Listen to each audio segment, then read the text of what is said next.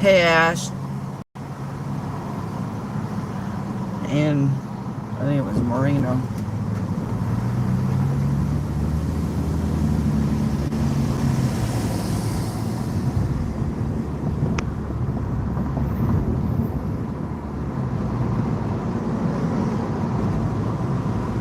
You still can't get on Doordash? Use the left 2 lanes to turn left onto US 8 South Bardo Road.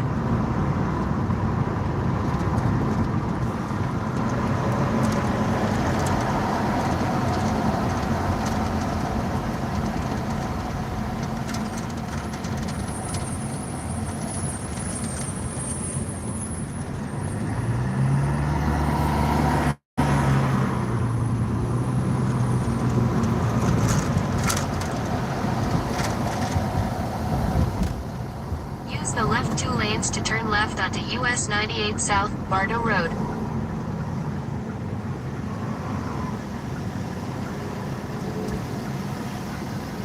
Wow.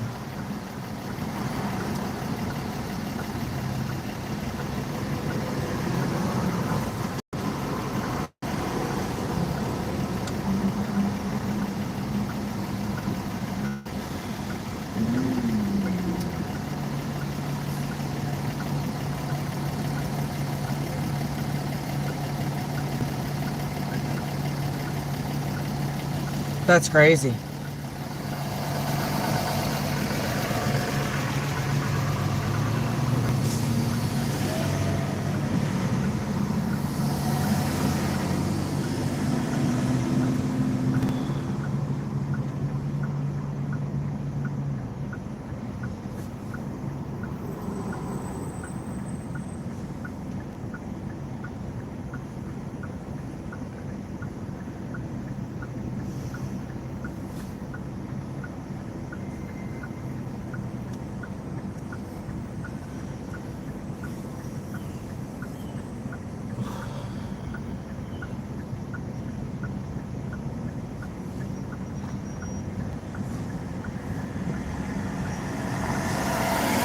Well, hopefully with it being Friday, you'll get busy with Uber.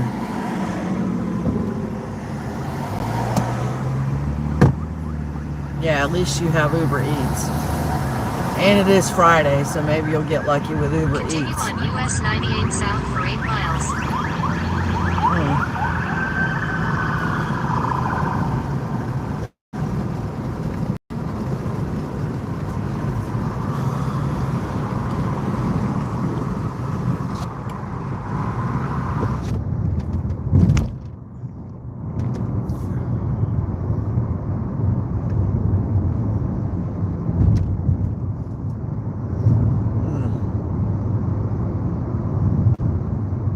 Maybe you'll have better luck after the kids go back to school, too.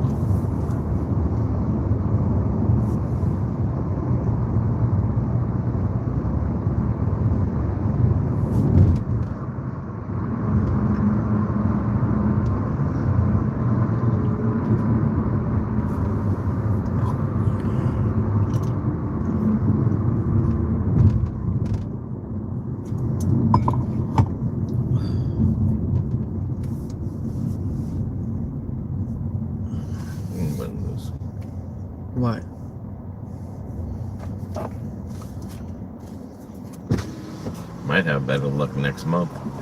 Yeah, that's true. They put the new 90%. And people that are under 90% delivery, if they didn't get it up, I'll be getting rid of them.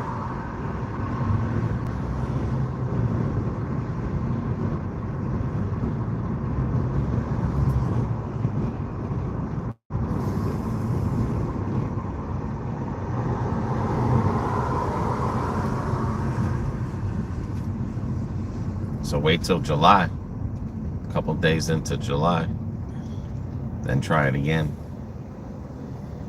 Because like I said, with that 90%, I would start looking like Sunday to see if they have any openings.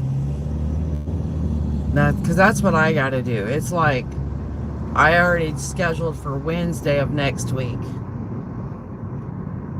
It's a broke up schedule. Are they trying to get in, or are they you trying to schedule, or are you trying to get in with Doordash? DeLong, no power here. What's going on with you, DeLong?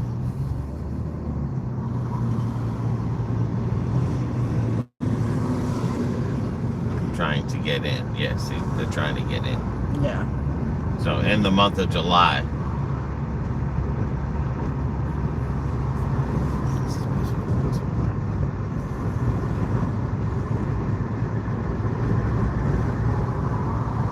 Oh, wow. Well, hopefully by today you'll get some more, you'll get power back. Because all that new rule starts tomorrow. You can't, if you have a below 90% delivery rate. Does it depend on what market you're in? Well, I mean, like if you're in a small market and you're oversaturated, it's going to be hard. It's definitely going to be hard than if you were in a big, humongous market where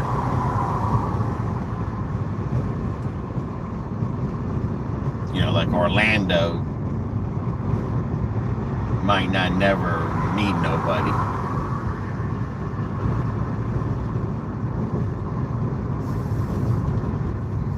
In a quarter-mile traffic. DeLong, you're not going to get power on until next Wednesday? Marino, too many Doordash here. Yeah, and then the other thing that stinks is the people that stop DoorDashing. They don't quit, so they're No still more than considered it dashers. So they're still considered dashers. So wow, you got to wait a long time to get power back then. Jesus.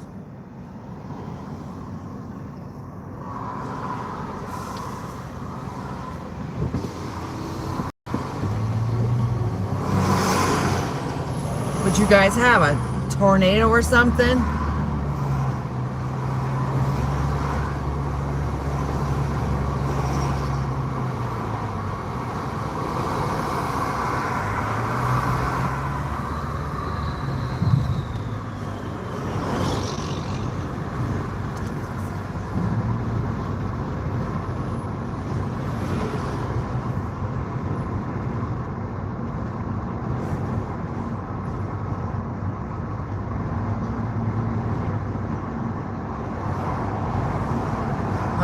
Miles an hour straight line winds. Oh my God.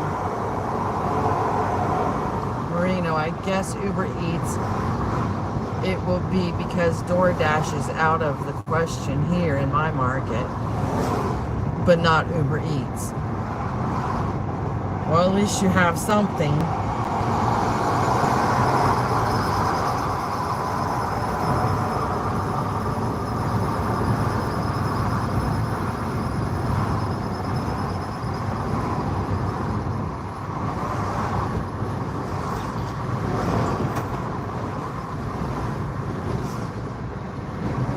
That's still crazy. But like cameraman said, whoo, wow, that's a lot of people without power.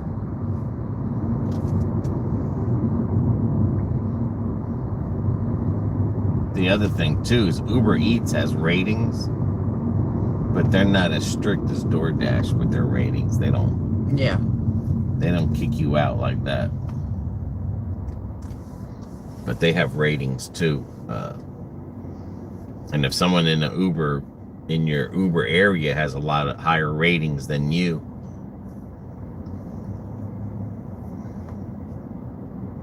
again, they're gonna get the better ones. Yeah, they're gonna get the better ones.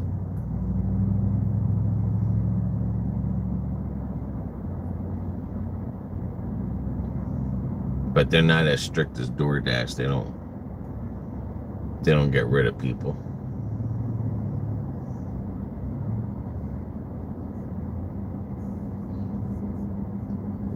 That's a good idea. Yeah, you got a camper. At least you have a way to stay cool, because I'm sure it's hot up there in Illinois.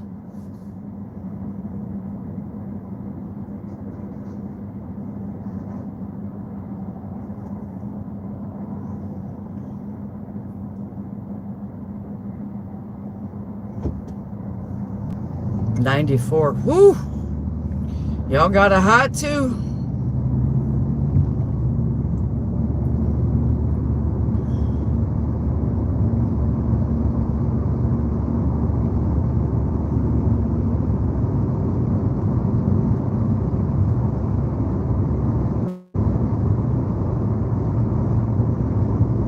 Muggy after the storm. Oh, it always is.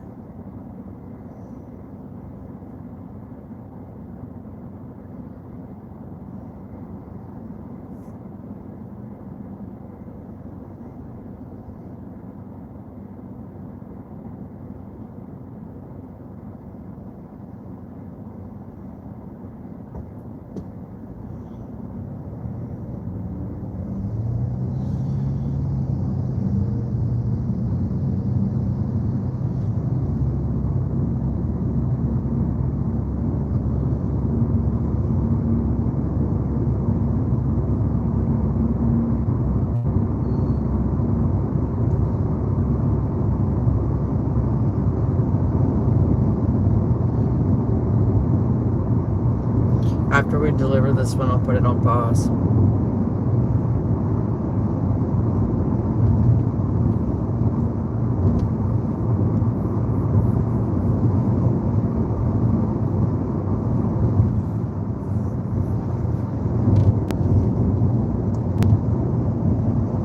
Yeah, it's been hot here too, and muggy.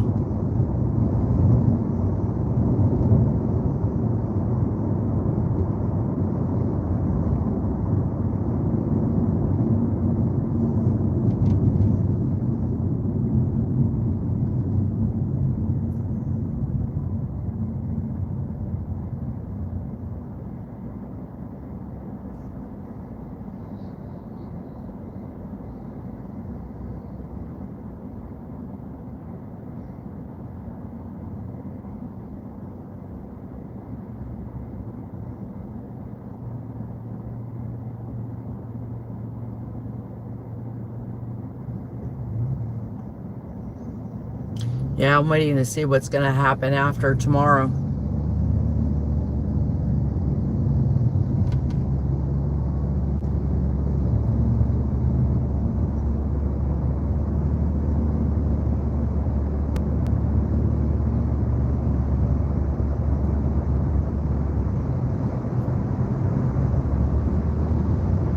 I want to see if it's going to get better, or if it's going to go to shit.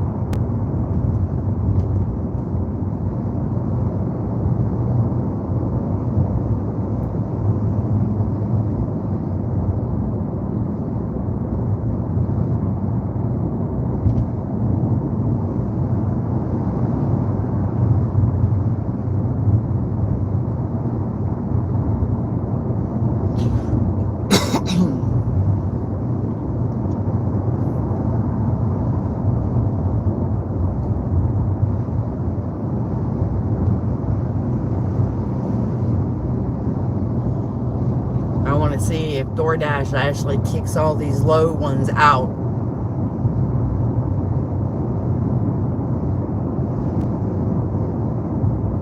In half a mile, turn right onto Clubhouse Road.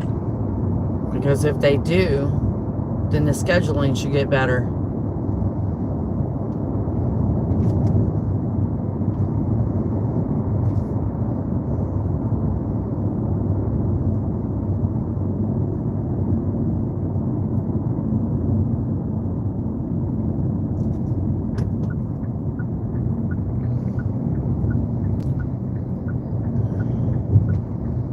Take the next right onto Clubhouse Road.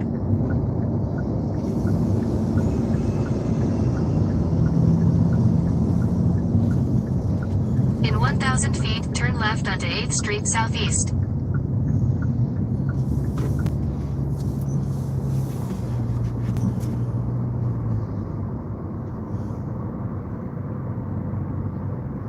Turn left onto 8th Street Southeast.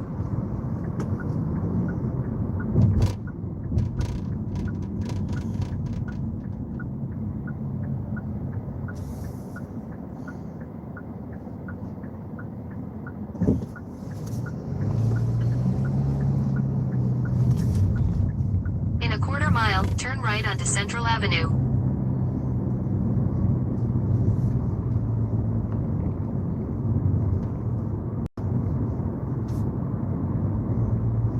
First delivery, BFE.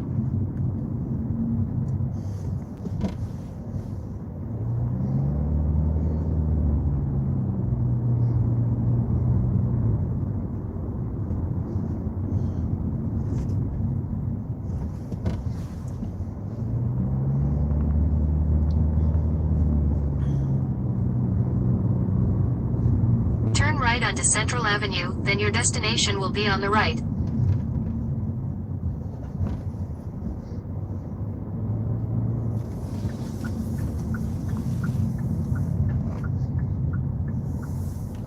$40.56. Your destination is on the right. Yeah, right there.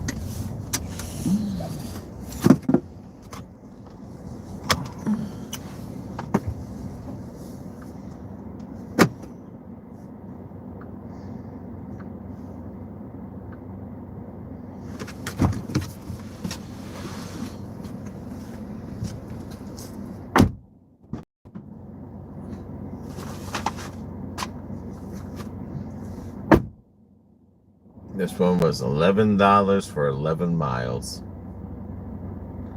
Back into the whirlpool.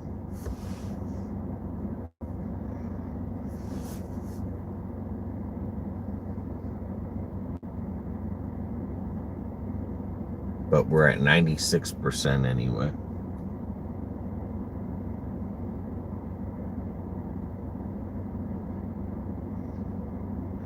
Acceptance, and I think we're still at 99 delivered.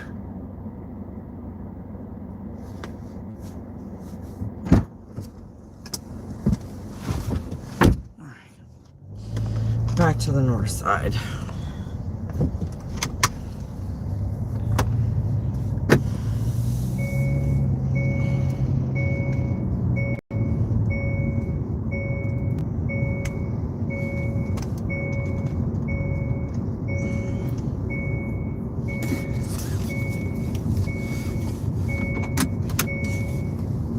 Everyone's getting their roofs done. That's an old house.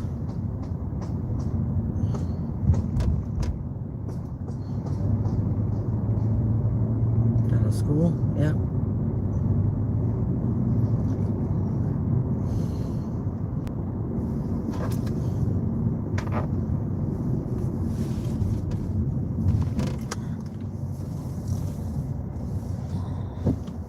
Yes, DeLong. I'm here.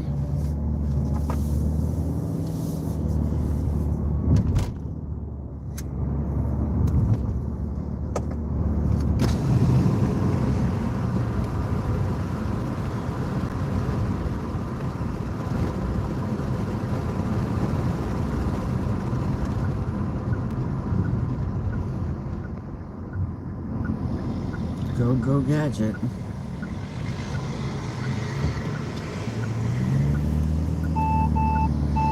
What's tomorrow, July 1st?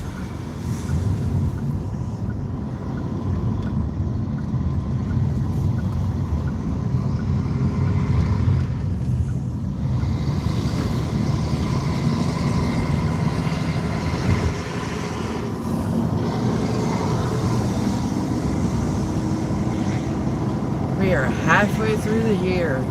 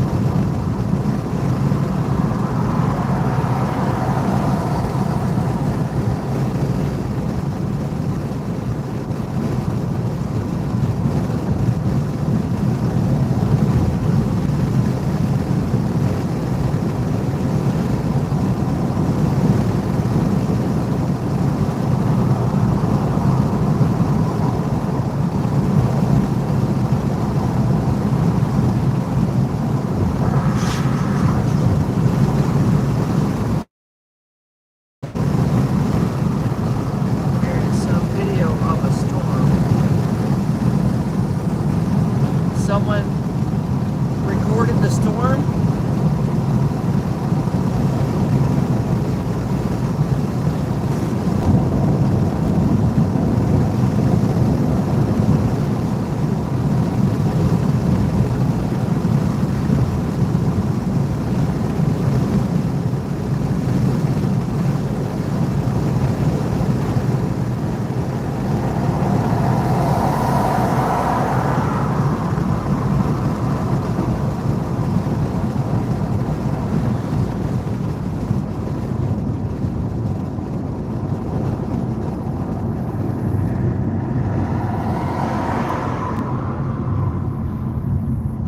Says hi, cameraman.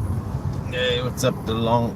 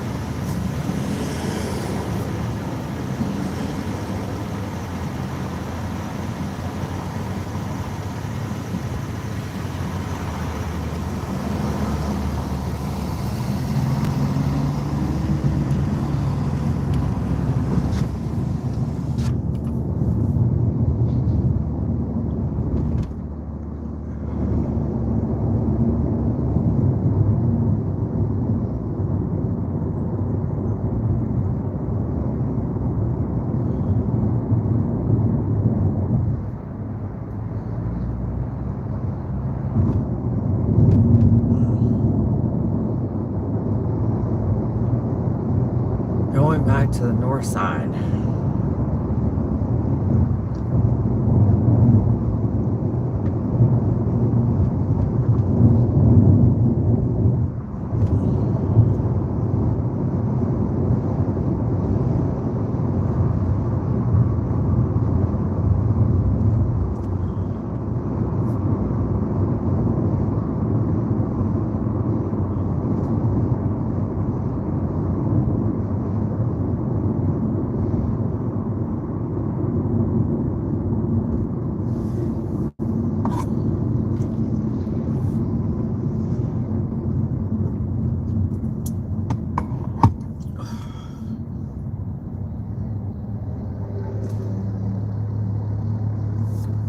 Friday, Agent 86.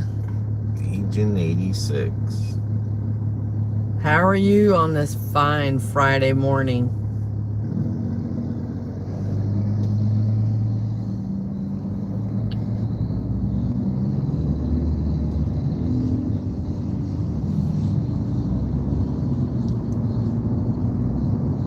No, I'm not lying to you. It's Friday.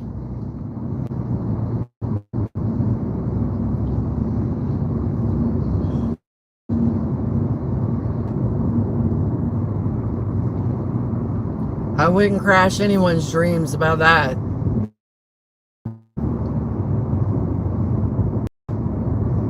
Woohoo is right.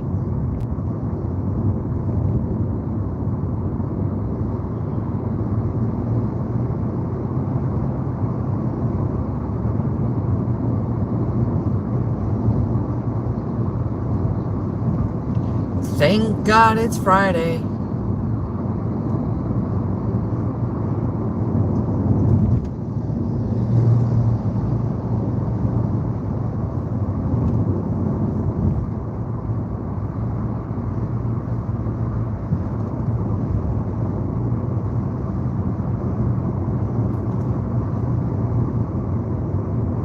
Payday at the W2 also.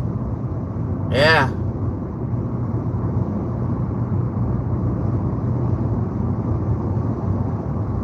End of the quarter too, so I bet people will be ordering food to offices and homes today because of it being busy.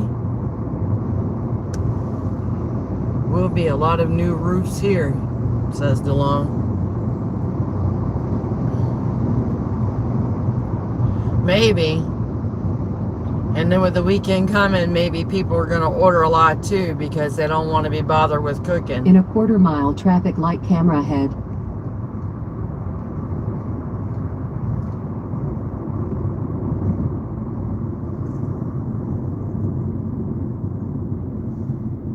You've been already starting with the fireworks. You got that right.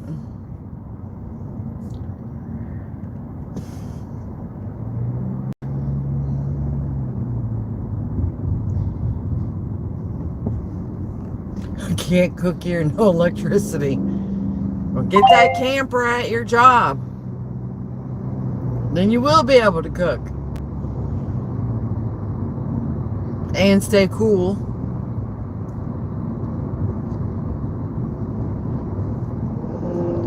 You better go home, pack up that wife, and head back to the job. Back to the office. But that is a good idea, DeLong. At least you got that. And you got power at your office. So, I mean, that's good. Not a lot of people at least have that option. She's packing. Smart woman.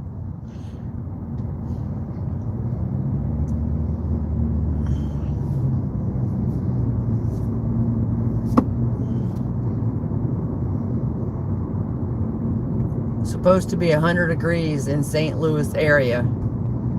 Agent 86 has been over 107 with the humidity here every day.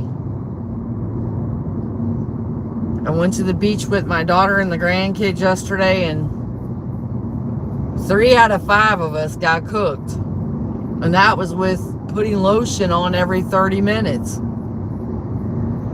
It's like, holy cow, Batman.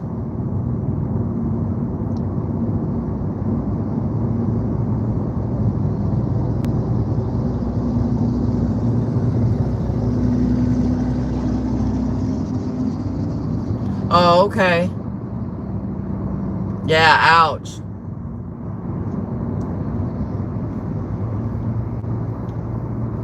Yeah, my daughter's middle son. Unfortunately, he's like his Nana. He's white. So he burns easy. And then he was on the boogie board, and he kept sliding off and pulling himself up, and his swimsuit kept coming down, so part of his derriere is a little on the red side.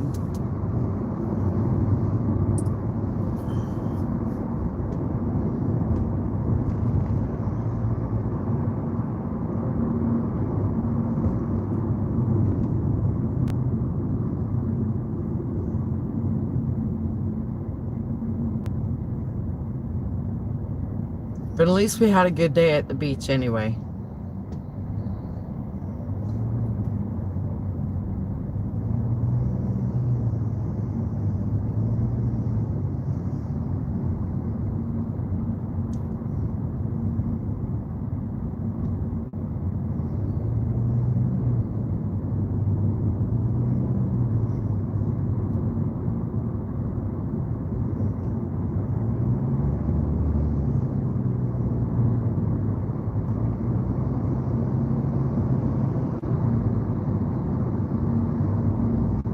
No skinny dipping, no.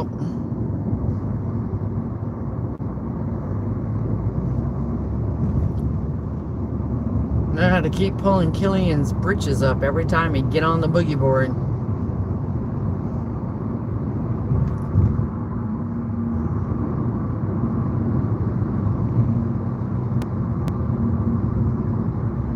That's how Teresa got her little, just below her underwear, her swimsuit line. And she was playing on the boogie board.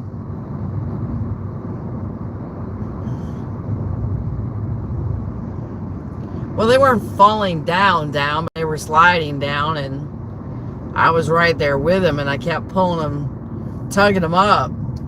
But with the waves were decent size over there yesterday. I was quite surprised. Because, I mean, we get waves over at Coquina, but they were coming in pretty dang good. Kids were loving it. Once they figured out how to stay on the boogie board.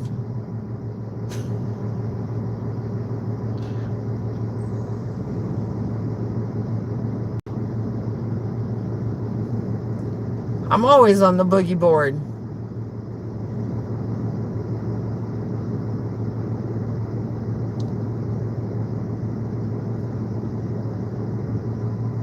I know they sent the,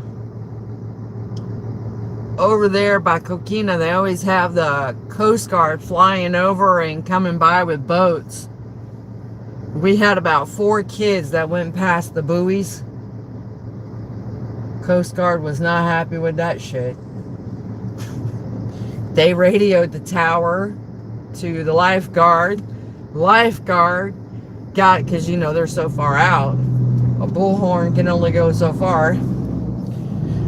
So then they radioed the beach police. He got him back in there. Oh, great.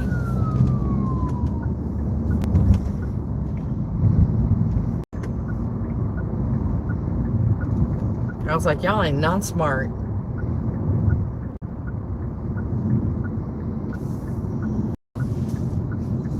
Because they had the wave runners out there, and then they had the big ships going out through there, and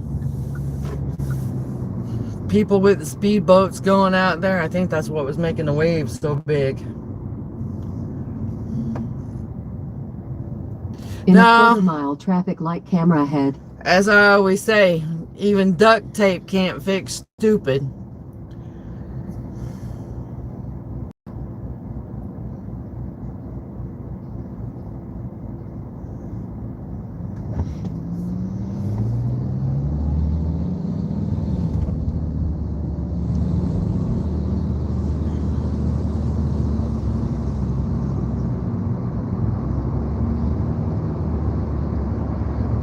Yeah, everyone's seeing everybody calling out, and we're all looking, standing up in the water like,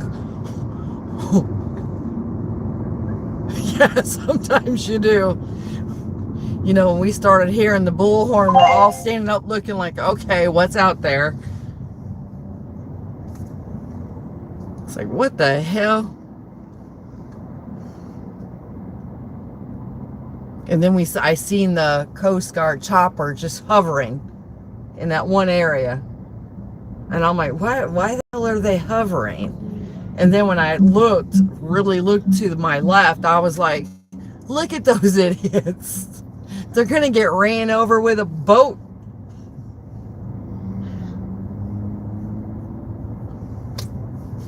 It's like, what the hell?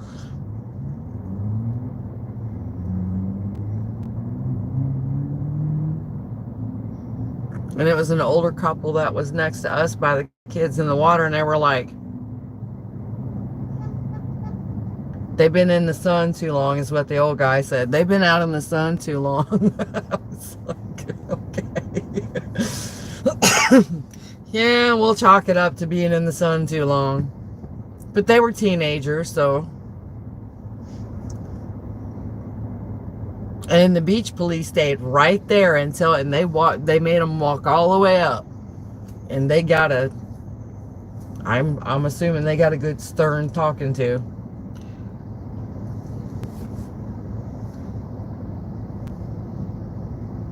Because even Killian was like, look, Nana, look. That plane, I said, it's not a plane, it's a helicopter. He goes, okay, and he couldn't say helicopter. I said, just say chopper. He goes, the chopper's just staying right there. I was like, yeah, they're making sure the idiots get back to shore, okay?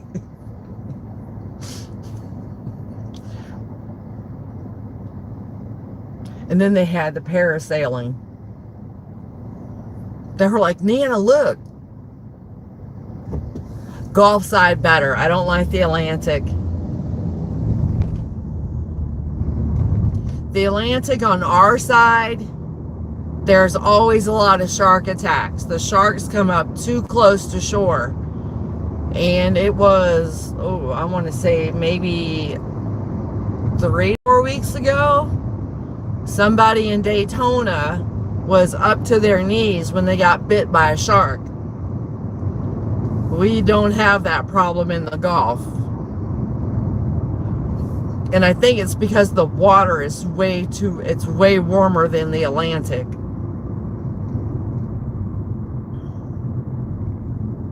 So yeah, I stick to the Gulf.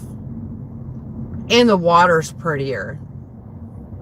Like when you go to Anna Maria Islands, what is it, John's Pass, Coquina, all that area, Sarasota, the water is just pristine. It's so clear. It's like being in the Caribbean waters.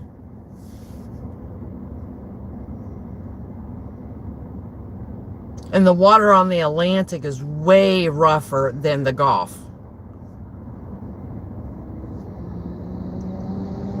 Plus they got that equator.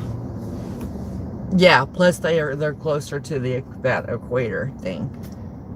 But another thing too is, like with the hurricanes coming and stirring up the water, oh, the water, you get so much seaweed and, oh, it's a hot mess. I mean, we had some seaweed over there in Coquina yesterday, but not like the Atlantic.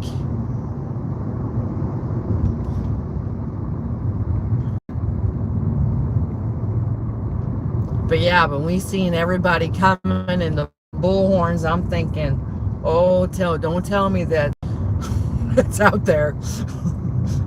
But no. Damn teenagers out there past the buoys. And you got those wave runners, and there was a ship out there, one of those day ships, sightseeing dolphin cruises out there, and then speedboats were out there. And I'm like,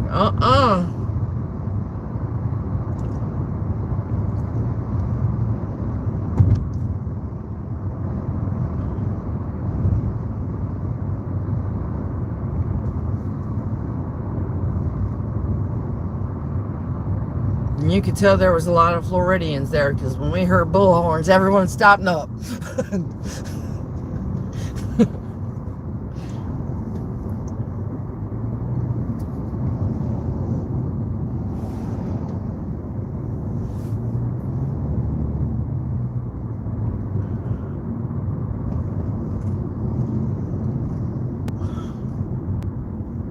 In a quarter-mile traffic light camera ahead. Now the surfers love the Atlantic because it's so rough and the waves are way, way bigger.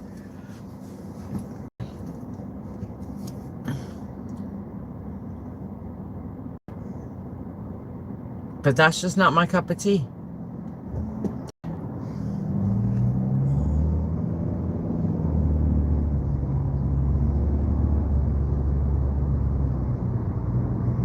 I kept telling the kids that they had to go to the bathroom. Put your,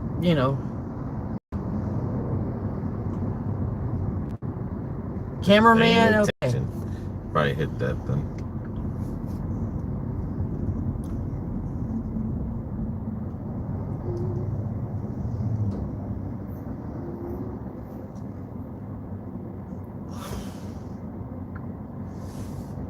My grandson got in the water. He goes, Nana, it's cold. I said, this ain't cold. I said, come back in February. I'll show you what cold ocean water is. No, I kept telling the kids, taking, Nana, I got to go to the bathroom. Okay, come on. Get your flip-flops on. Oh, no, I don't need them. I said, listen, this sand gets hot.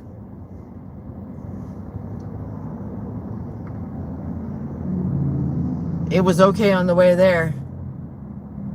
Marino, I have a good rating. That's good. On the way back, he found out that white... Oh, and then he kept asking, Nano, how come you got white sand? Because we're in Florida. He goes, in North Carolina, it's brown to black. And I said, well... He goes, and that sand gets hot. Oh, yeah, white sand gets hot, too.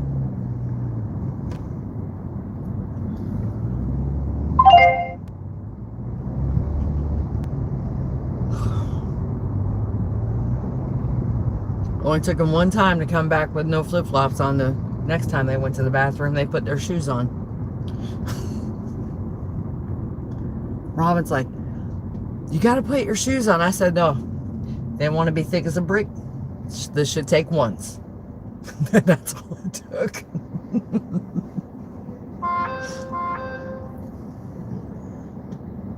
McDonald's.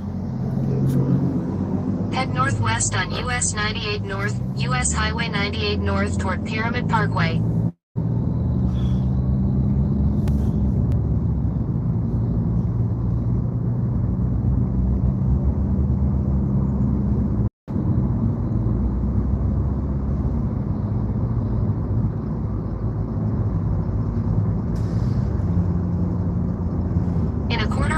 Use the left lane to turn left onto Crevasse Street, Lakeland Park Center Drive.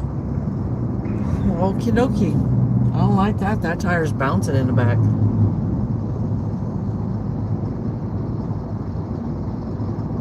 I mean, his tire is really bouncing.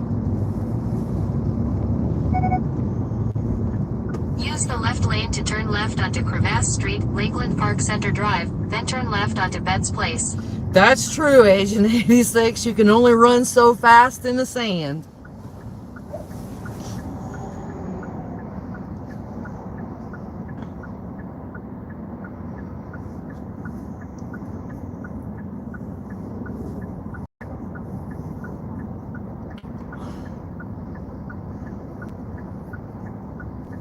And then he said, Nana, that guy right there, he's don't got no flip-flops on. I says, probably because his feet are not as tender as yours. And he's used to it. You know, the guys out there that set up the umbrellas and the chairs. You know, he was out there and he didn't have any. Hey, Donald. He didn't have any flip-flops or water shoes or nothing like that on there.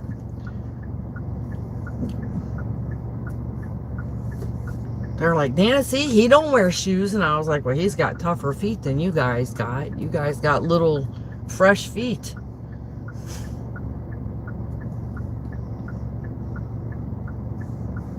Like I said, it only took once. And they were still geared up. Nana, do we have to leave? I said, yeah, we got to leave because we're going to hit a lot of traffic. We left at 2:30 and didn't get back to the house until what? After 5? Yeah.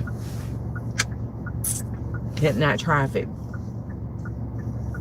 They weren't in the back of the Tucson 5 minutes. And I could hear them snoring in the back. I told Robin, I said, they're going to sleep good tonight, Mama. She goes, yeah, I remember those days well. She said, said, you want to wear a kid out, put him in the water. You really want to wear him out, take him to the beach.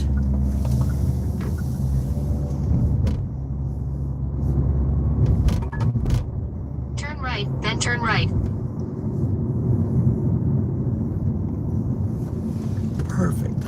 I can go pee-pee, and then by that time it will be ready.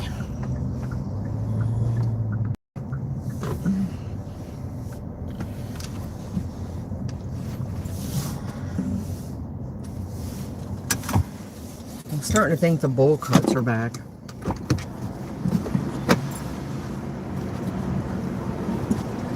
That was a Doordash. That looked like a kid.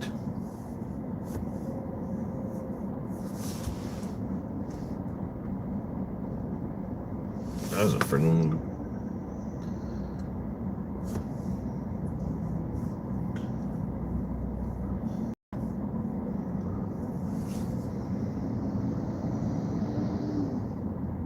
They're getting younger and younger.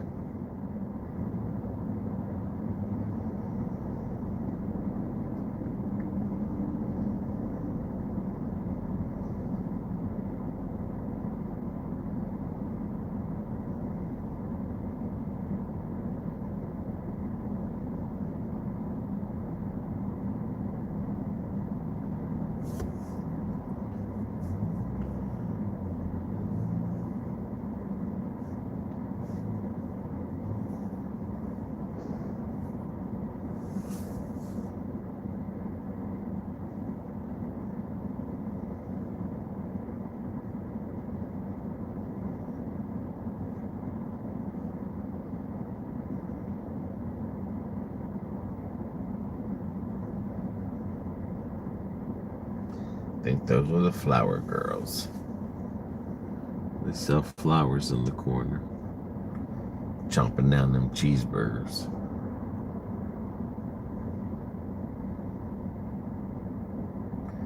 Just for ask for water.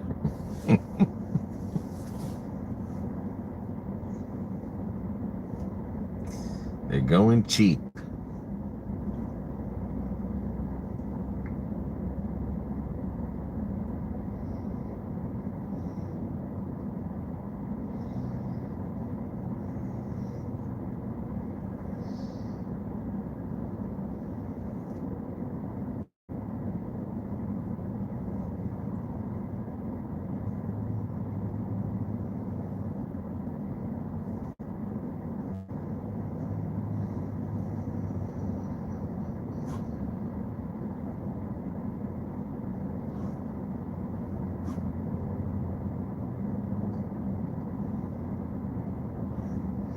Another Doordasher.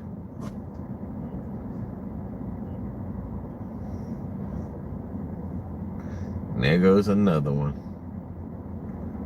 So that's right now 3 people, including BB.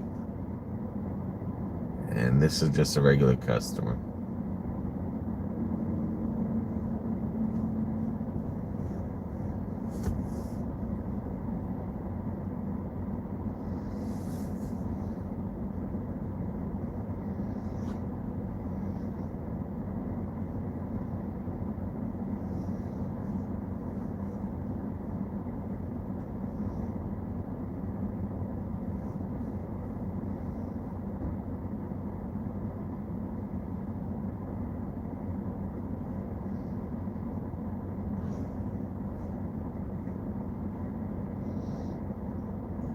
Yeah, that first dash took us way out into that whirlpool of nothing.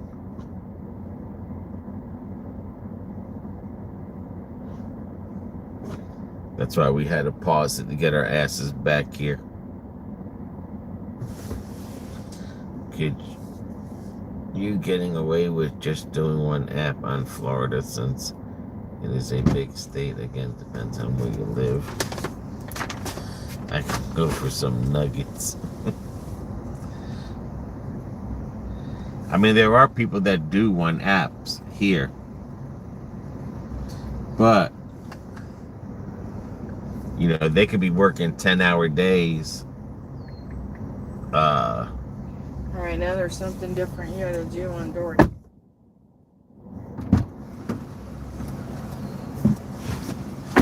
Now when you pick up from McDonald's or somewhere, you have to put in the last three. The last three of what? The order number. Yeah. Head west toward Crevasse Street, Lakeland Park Center Drive.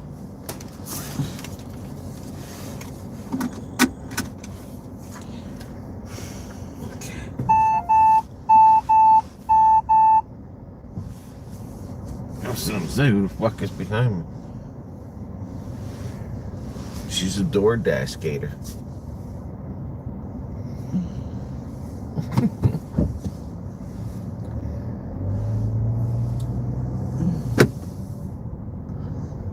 But I'm sure there's people that do it. But like I said, they're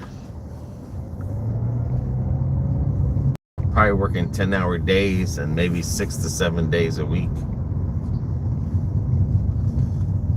Like that one lady, that top dasher lady, but she says she works full time with Doordash.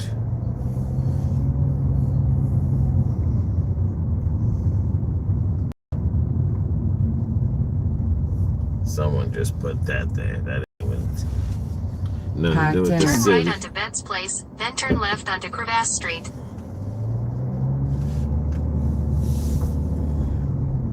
Turn left onto Crevasse Street, Lakeland Park Center Drive.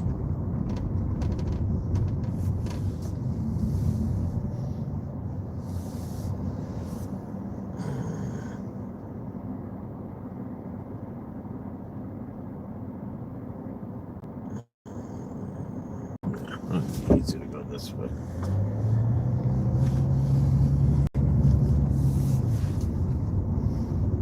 Use the left 2 lanes to turn left onto US 98 North.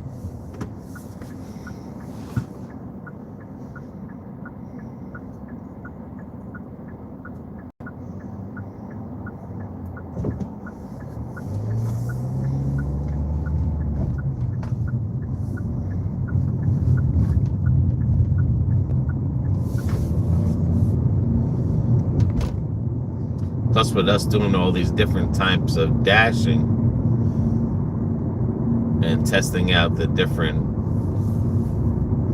whatchamacallits, we'll find out next month if they give us the top tier, if you can make money.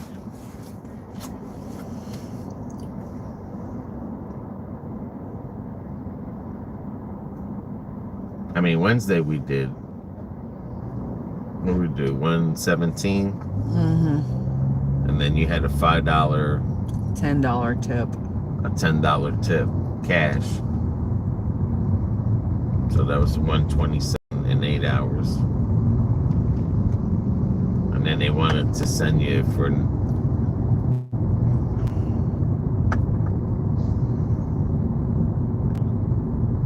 $19 or some shit for 18 miles. Yeah, to Arvindale. But you did a whole bunch of shopping too.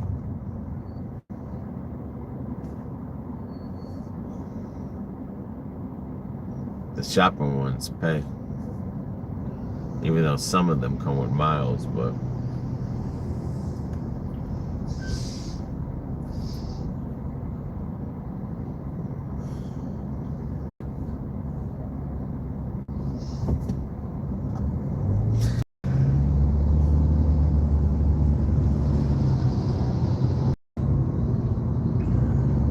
In 1,000 feet, turn left onto William Boulevard.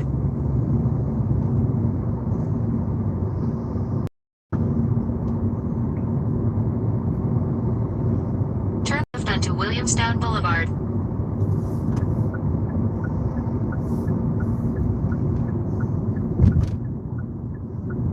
In 1,000 feet, turn left.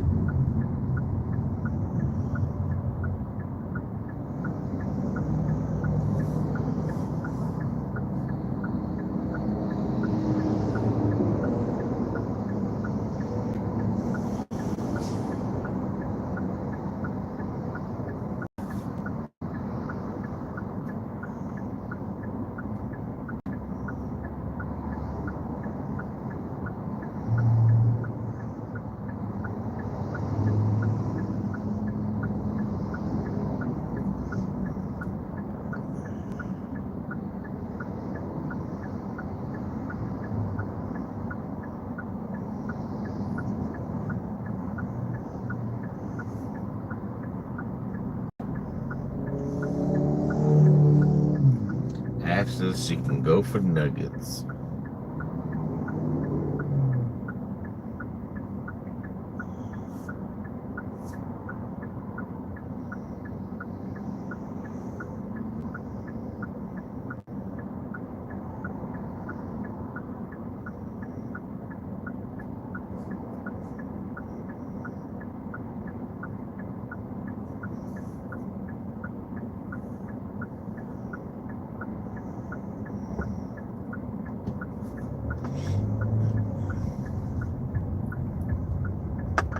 Now why is the courtesy van got the caution lights on?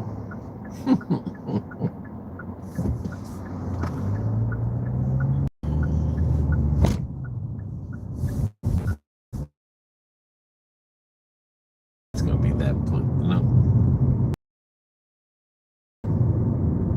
Or Take the next bowling left, alley. then your destination left. The bowling alley. Front desk.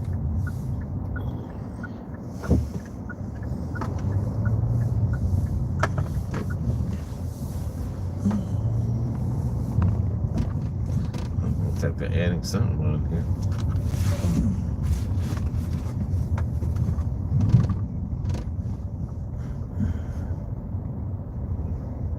With their face.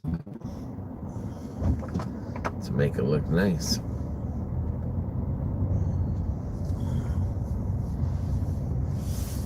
They're adding something. I wonder if that whole thing's gonna be the the shops over there.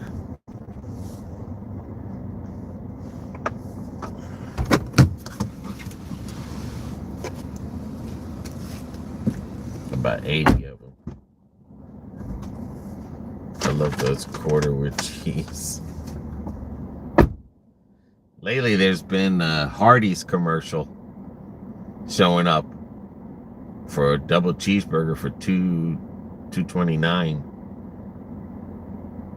And there's only one Hardee's here in Lakeland.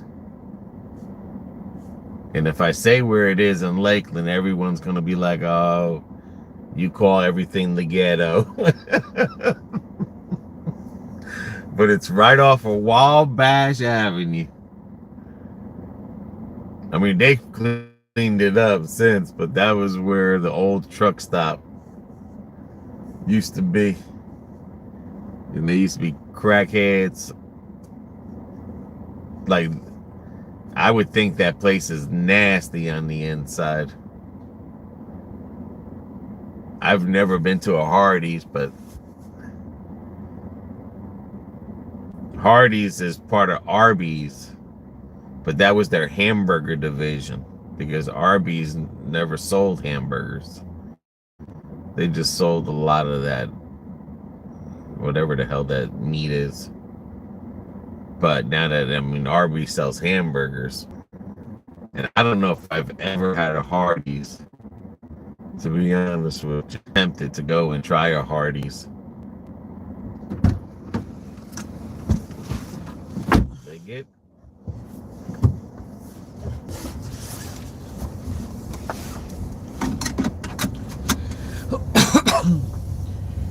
Yeah, I think today I'm gonna do the Same McDonald's. Head north toward Williamstown Boulevard. Take the next right onto Williamstown Boulevard.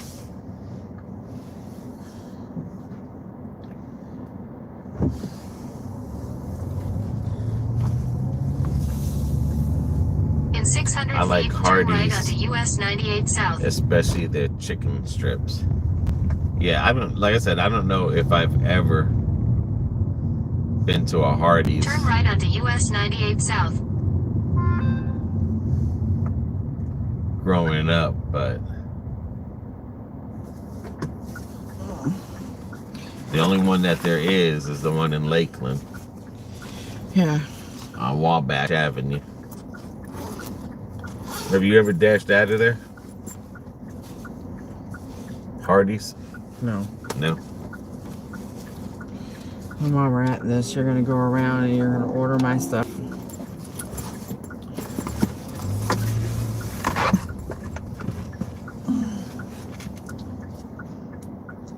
Frisco burger is good. I think I've had that one before from Hardee's. Because they got one in Zephyr Hills. Where? On 54 West. Towards Wesley Chapel? Yes. Just past Gales. Continue on US 98 South for 3/4 okay, of a okay. mile. The Frisco burger sounds familiar. Try it for a video. But like I said, this one in Wabash, I just can't imagine it being clean.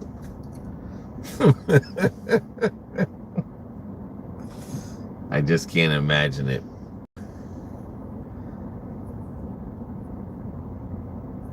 But it's been there forever. It's been there for the longest, so. It was even remodeled, if I'm not mistaken. But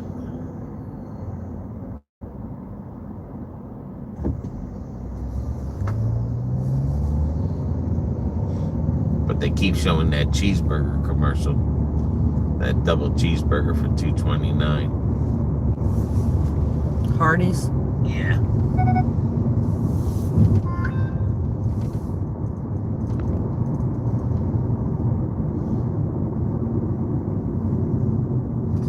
Go through the drive-thru. What, you don't know? Oh, no. We seen that in Memphis. And we looked inside. And we were going through the drive-thru. Oh, no. Yeah. Oh, no. No. Mm-mm. Yeah, we left. When that store was recently remodeled like all the others and it looked like a bomb hit that store, no, I'm not eating in that. Sorry. Mm-mm.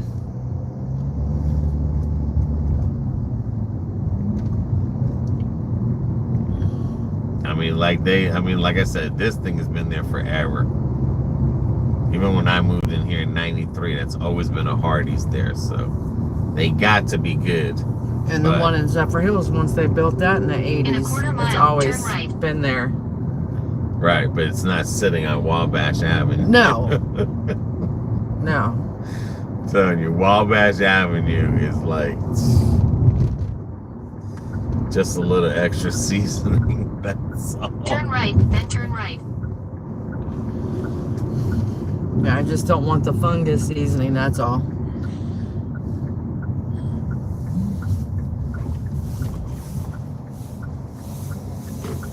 Go around, order mine first, and I'll pick this Put that up. you arrived then. So that they know you're here.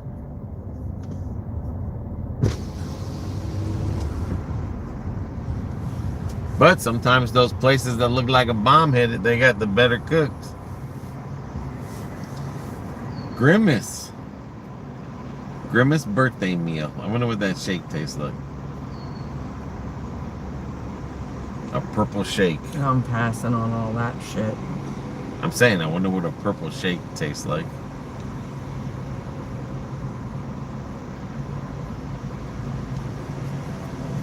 Because it doesn't say what flavor purple is.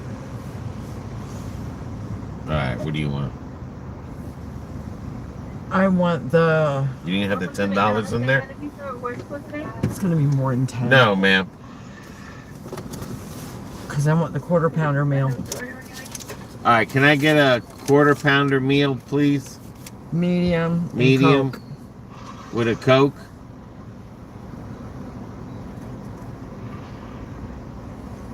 Anything else, please? No, that's it. $9.62. Okay, and soda is $9.62. Thank you. But I wonder what a Grimace. Tried the shake.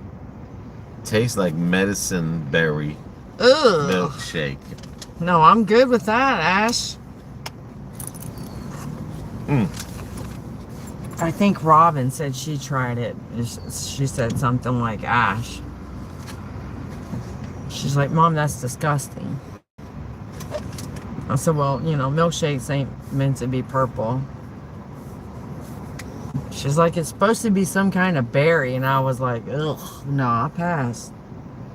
I don't do milkshakes anyway very often. Medicine berry. Yeah. But definitely, like I said, that Hardee's.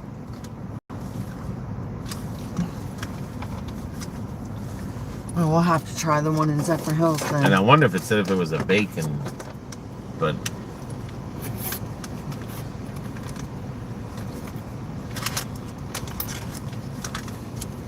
or the one on Wabash. Maybe we'll go buy a medicine berry before we go there. You drink that crap.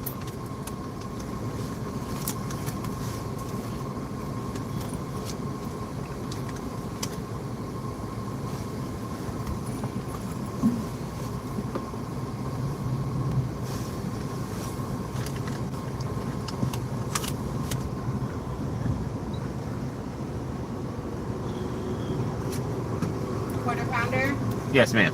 $9.62. Okay. If I can get a receipt, please. Okay. Thank you.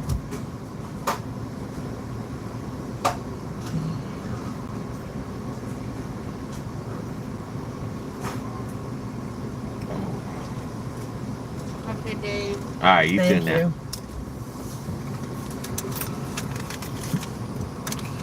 Yeah, we went to Taco Bell that one day, and they were asking, do you want to let your change, Round up. round up your change so it can go to school?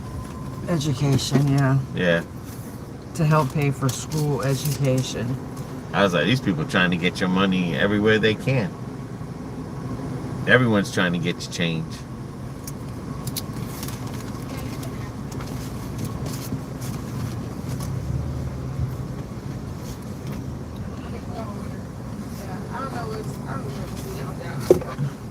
Ash, I made my own peanut butter milkshake the other day and it was good. I bet it was.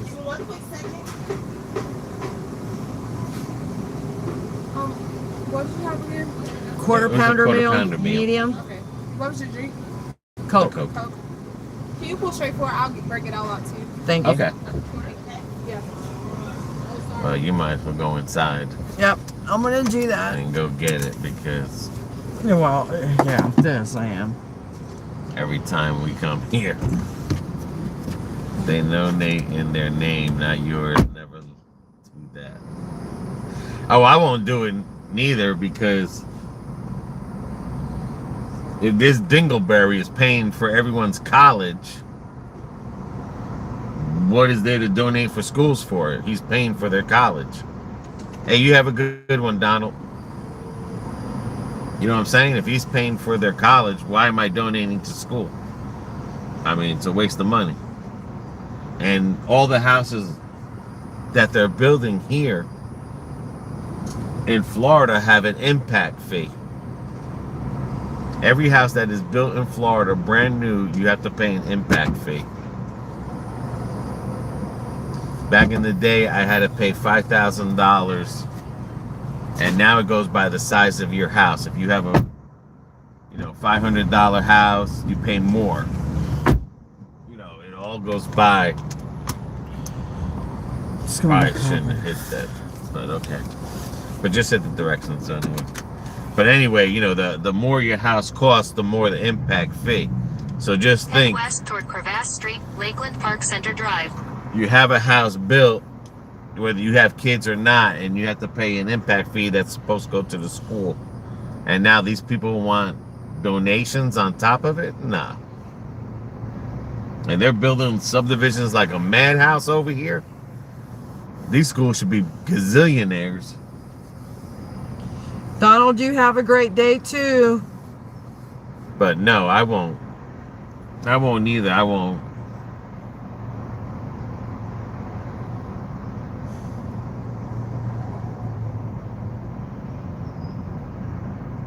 I don't kids and don't plan having, I'd be mad. Yeah, but that's what I'm trying to say. When you build a house here, all these houses that are being built are getting impact fees. And they're building like a madhouse down here in Florida. And then what's going to happen when there's no more impact fees coming in? Because right now, all the impact fees are coming in now. So whoever's in politician office right now, they can spend the money on whatever they want to. And then who cares about whoever gets elected in the future, because there's not going to be no impact fees.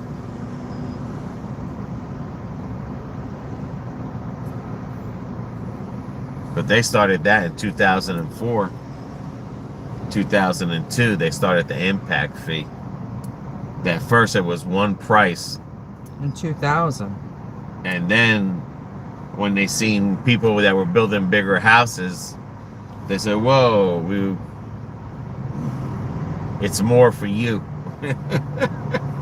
Like Carlos and Sean, they paid an impact fee to have their house built into their mortgage. And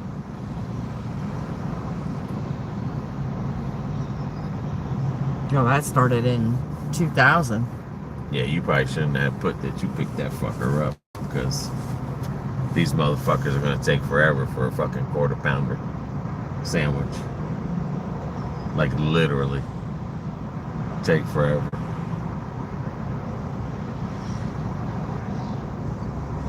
Sorry, church. I know you want my money today, but I had to donate my money to my ankle biters. No wine or bread.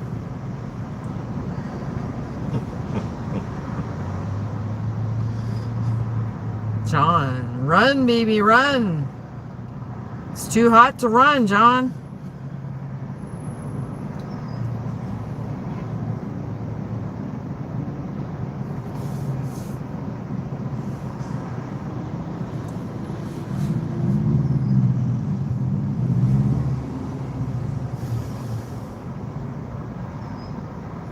I mean, how long does it take to do a freaking...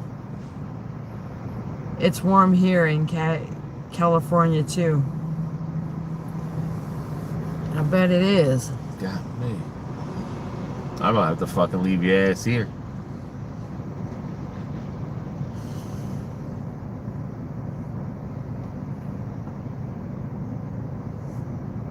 So I said you should have had waited before you picked it up.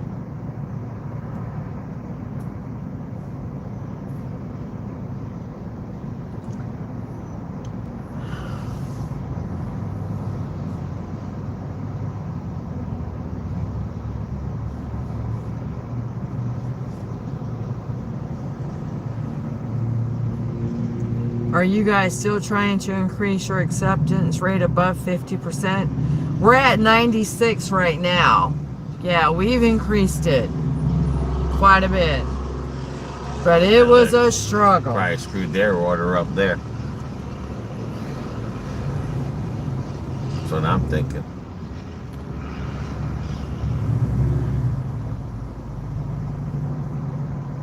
Jesus. Alright, here comes something. I don't even think this is ours, but we'll take it. What was your order? Oh, it's a Quarter pounder meal with a Coke. Thank you. I don't know who this person is. I don't know. There's somebody that car, man. I think that car's been sitting there for a while, but Oh. okay, let's get out of here. Make sure it's the right order, because they don't know what to do. Yeah, it's quarter pounder with cheese. That might be the guy that went in. Yep. Yep, it's him. He was supposed to pull up.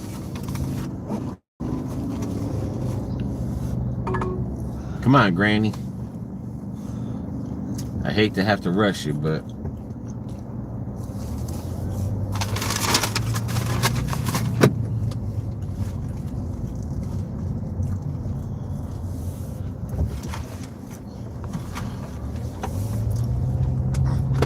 yeah, we were at 98%, but we had to reject a couple because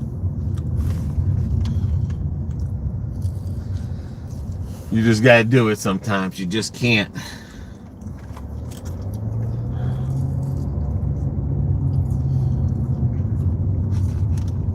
But we're never gonna go back down like that again. Like,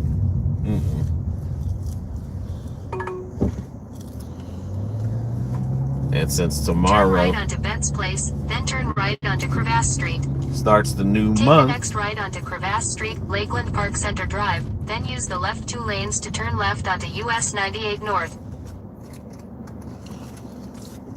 hopefully things should look better for this month.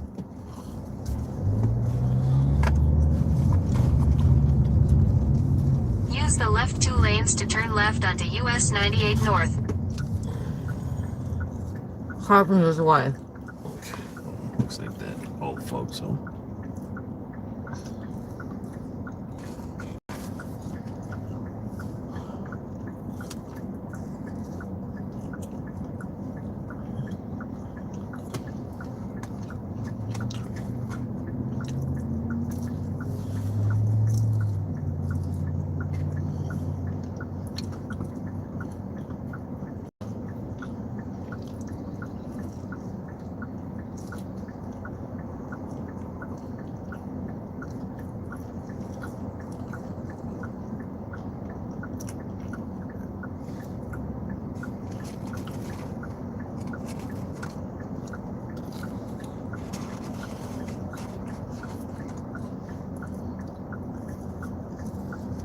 Yeah, they probably told them people to park up there. Mm-hmm. I mean, he didn't fucking listen.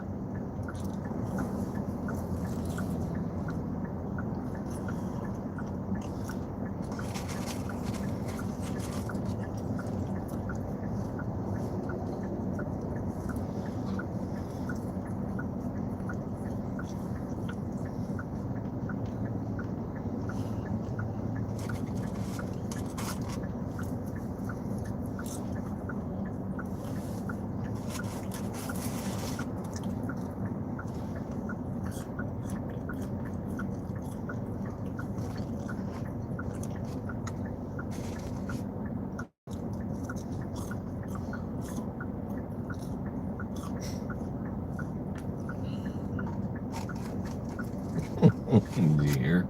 Uh-uh. She said, move. You can't move now. Uh-uh. Not unless he wants to get squashed.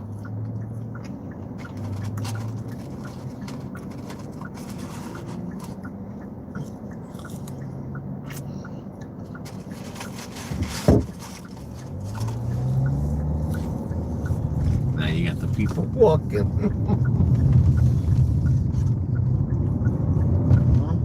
Continue on US 98 North for 3/4 of a mile.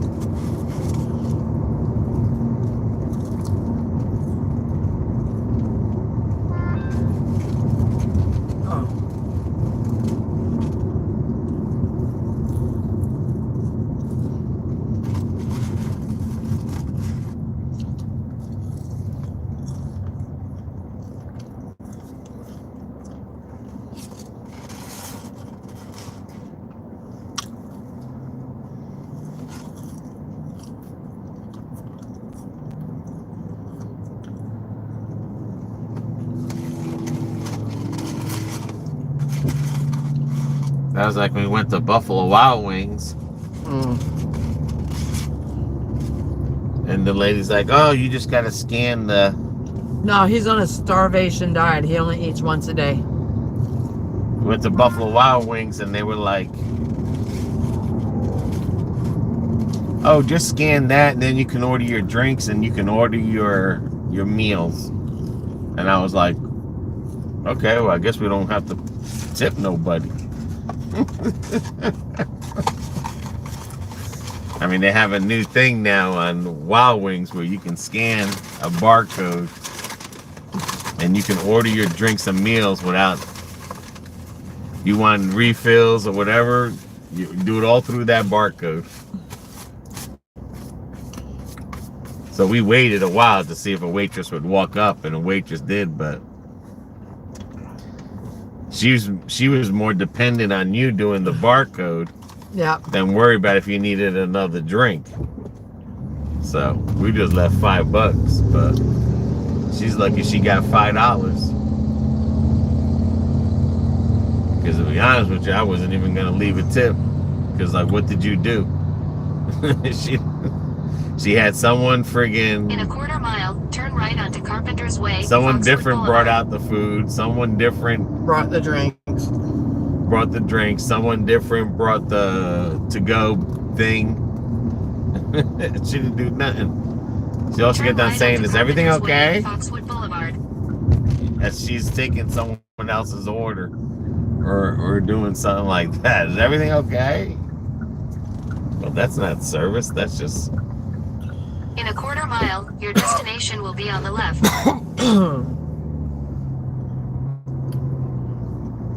So. That's what I'm saying. I'm not tipping like that no more. I'm not doing that shit no more.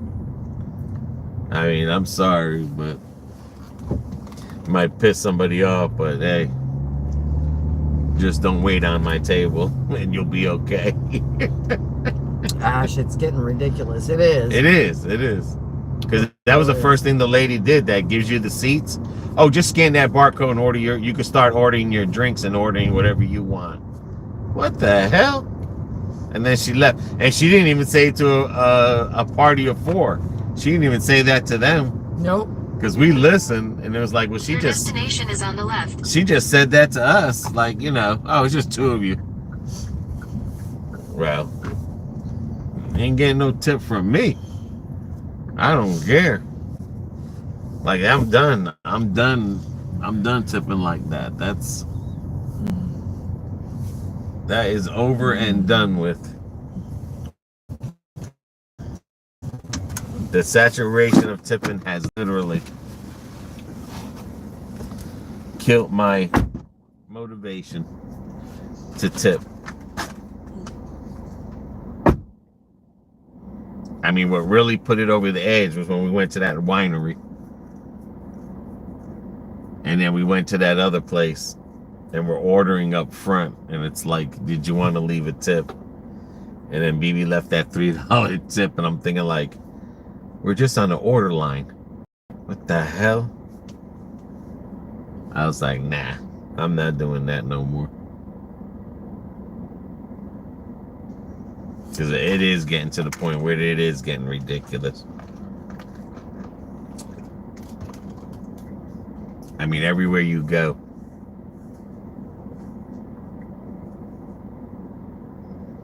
I don't even eat in anymore because some of the stuff I know helps because they're short staffed, but take care of the customers you do have.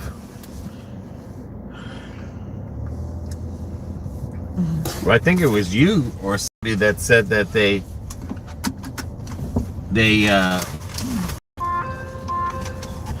Where is this Steak and Shake go? yeah, that you hey Dirty Bronco, that you have to pay for takeout fee. If I seen a takeout fee, I'd be bringing that shit back and be like, hey, what's the takeout fee for? In a quarter mile, turn left onto US 98 South. I'm serious. I would bring that back in and literally just say, give me my money back. And you just wasted a whole meal. Throw it in the garbage.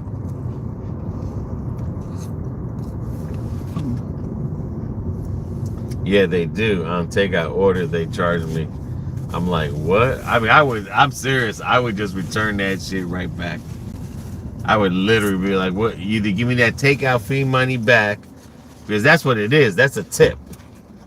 Mm-hmm. Or it goes into the company's pocket, but, either give me that takeout fee back or you can keep your shit. Turn left onto US 98 South. I'm at 69% AR.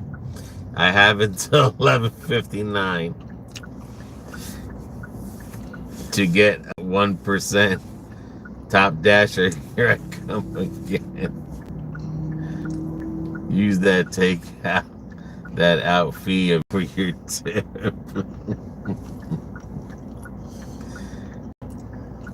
Take it up with the company. I don't know if 70% gets you top dasher, Dirty Bronco, but because if it did, we would have been top dasher this month.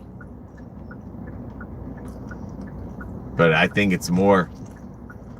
I think it's higher than. I think it's literally 90%. You know. I think what he's saying is now he's on his way to be a top. He got but he got a long way to go. But let us know if you get Top Dasher next month. Let us know where you sit. What do you mean I'm already a Top Dasher? No, unless it tells you you're a Top Dasher or you're in the top tier. It'll tell you when you turn your phone on. It'll say, congratulations. You've met the requirements. You know if you were a Top Dasher. You only need 70 AR. I don't know, because July, everything changes. In July 1st, everything changes. It goes to the new rating system. I can dash anytime. Mm-hmm. Well, if you've done groceries, that'll get you dashing anytime. Yeah. Dashing anytime. There's dashing anytime. We need a sucker, and then there's dashing anytime that we need a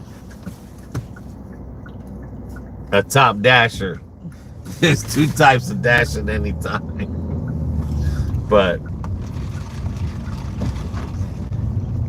usually when you do, US 98 south for You're saying no, I got dashing anytime. Okay. I know, but when you do stores like groceries and CVS's, you get dashing anytime when you do so many of those. But that doesn't mean Top Dasher. You just get dashing anytime. Well, that's what he said. After 70, he's got to work his way back up to Top Dasher. 30 Bronco, 70 AR, 95 completion. Yeah. Yeah. You got to get that completion to 100. No grocery orders. Or then it's got to be that your area doesn't have enough people. That's only Dasher for a week. Yeah. But yeah, that 95%, that has to be at 100. If you're at 175, you're good. I'm not saying you, but I mean, I have to look on the phone. All three of our phones are occupied right now. But according to what I've seen, a 90% gets you fired starting tomorrow. Delivery completions, 90% get you fired in completions starting tomorrow. Yeah. Well, we'll see about that. Give me one. And then the Top Dashing now, that's all changed. Like all the completion rating has changed. He goes, I think you got it a little twisted, but it's okay. I could have it twisted. But I just don't have like I said, I don't have the phone to see where I read that from. But as a matter of fact, if you have a phone or something, pull it up to see on Doordash what it is. But it is 90% completion rating is you get fired from Doordash. It used to be 80. Like right now it's 80, but now in July it will be 90% or more. You need completion. And they're supposed to turn to, instead of Top Dashers, now it goes into tiers where it's like a silver tier or a something tier.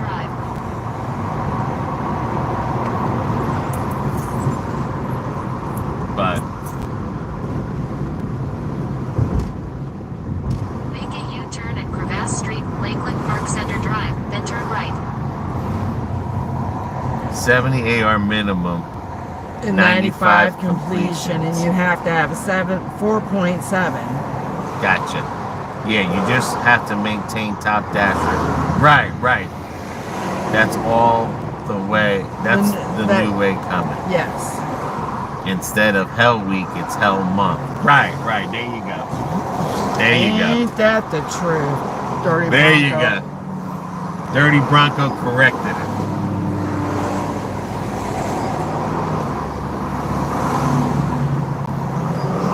I knew it was something like that. I knew it was like, but I wasn't sure. But I'm, like I said, it doesn't matter, you know, like, that's what's good, is that if I'm wrong, at least someone's there to help us, because you guys helped us plenty of times on things where we didn't know. So it works. It's a two-way street. And it gets so confusing. I just put that here. It gets so confusing because it's always something different, you know? And different markets too. Like different markets that have started something doesn't mean everyone's market has it. Yeah, you're the one that inspired me to get Top Dasher. You're right, yeah. You're to the best. I appreciate it. Yeah, it's so confusing. Yeah. Like I said, some markets have already started this diamonds. And now Dirty Bronco, like today with doing the McDonald's, I know I've had to put in the last 3 numbers or letters before it would let me confirm pickup. So now, over here so far, the 2 McDonald's, she's had to put the number that's on the receipt inside the phone before she confirms it. Yes. So that's new today. Oh, funny, I was just typing that. Yeah, I seen that today. I was like, what the hell? But it's like I said, you know, and some areas are not all caught up. Like, it might be different in different states. Well, some states get different stuff first before the other states, but it should be going global. Here, throw that away. But DoorDash doesn't do the rollouts like that. It does the rollouts little by little, so it can get its app from screwing up.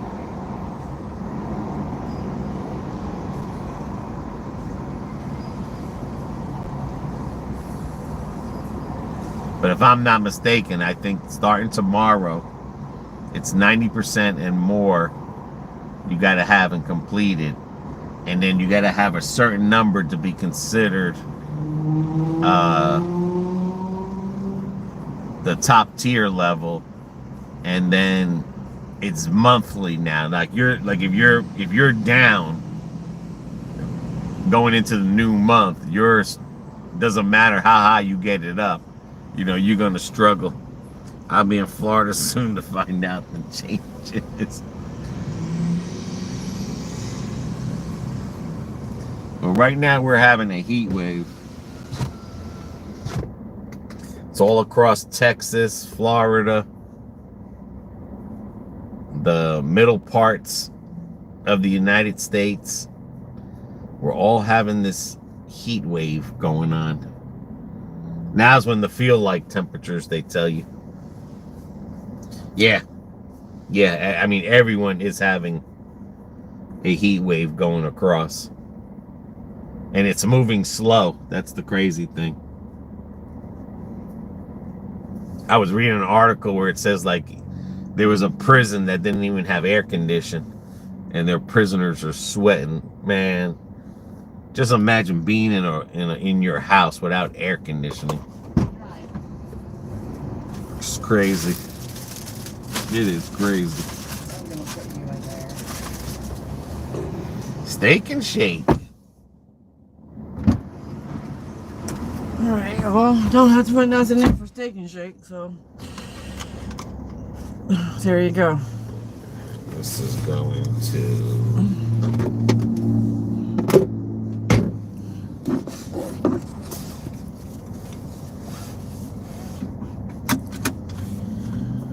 Memorial, apparently.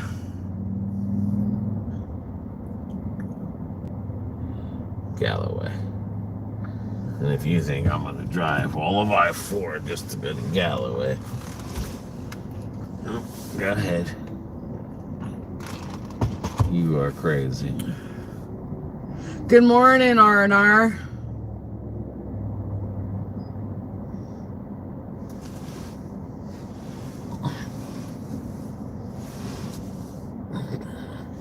Good morning, good morning.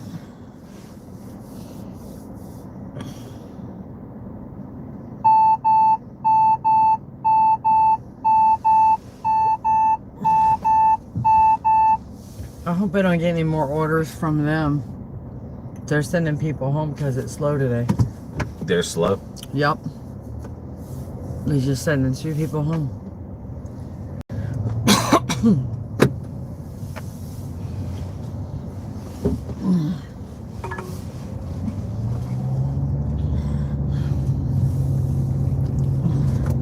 In half a mile, use the left 2 lanes to turn left onto Sleepy Hill Road.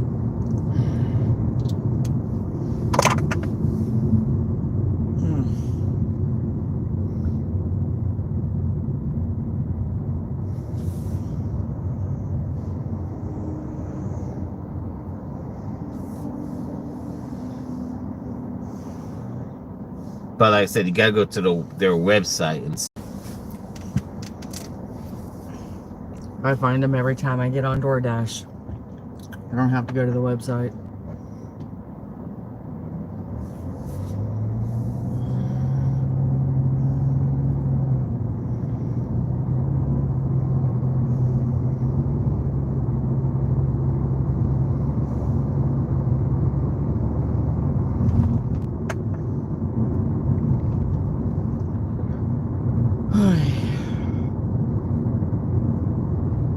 So what's everyone got planned for the holiday weekend?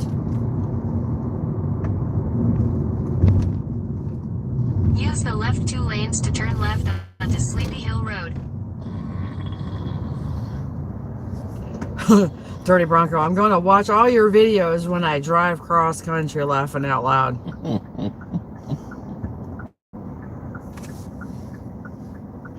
Well, that should keep you awake for sure.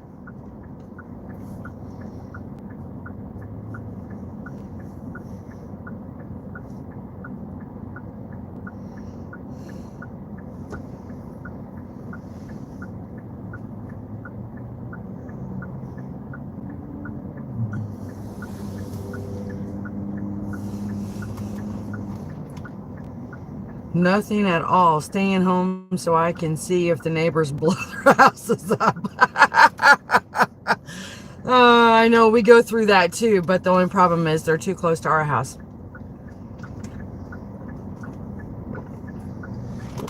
Although I have to admit, the guy next door, though, he didn't do that last year. It was the guy across the street. And behind us. And behind us, yeah.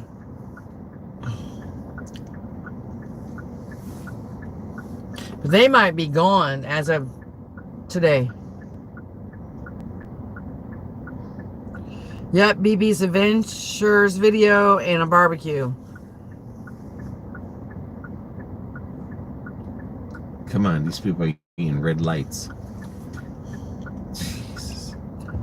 Ash, I found a bottle rocket under my car the other day. I was so mad, laughing out loud. I think I would have been too. Yeah, BB's having a cookout. We're going to do some hamburgers and hot dogs, baked beans, potato salad, fruit salad, and a veggie salad. So, it's to celebrate the holiday and my daughter's birthday. So, family fun time.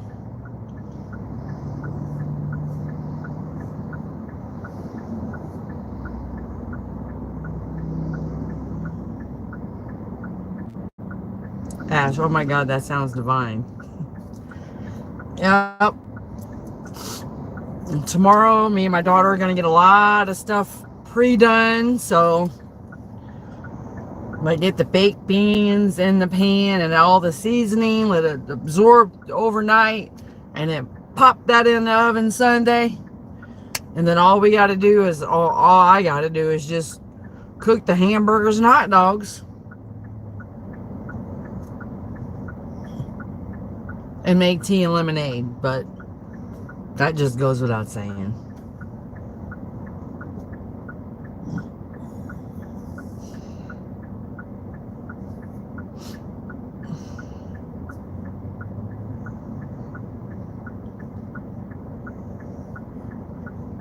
Yeah, I think it'll be good. We'll have our nieces over, his sister and brother-in-law. My ex and his fiance is coming over, so, and then with the grandkids, it'll be good. Just one big happy family. And hopefully my youngest son, my middle son's he'll be leaving tomorrow to the Poconos for 2.5 weeks, him and his family. So, I just hope they're safe driving out that way.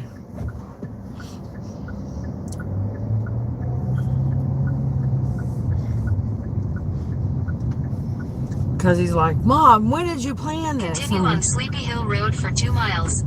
I told him, I said, when I had called him, I said, today? And he's like, crap, we already booked the resort for the Poconos. And I was like, sorry. I said, well, your sister will be here a week before you go. Spend time with her then.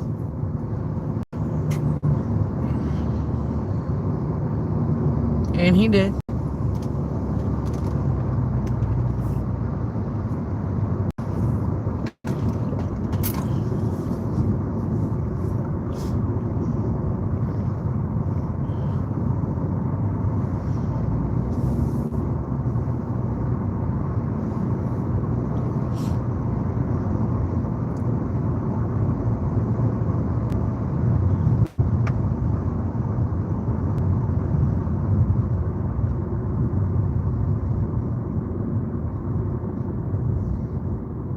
Anna should be coming, isn't she? Or did you tell her? Yeah, I told her, but I think she was doing something. I think it's okay. birthdays today. Oh, okay. Yeah, that's right. She did mention something about that. She goes, well, I can put it off. And I was like, no, you go do your thing. And no big deal.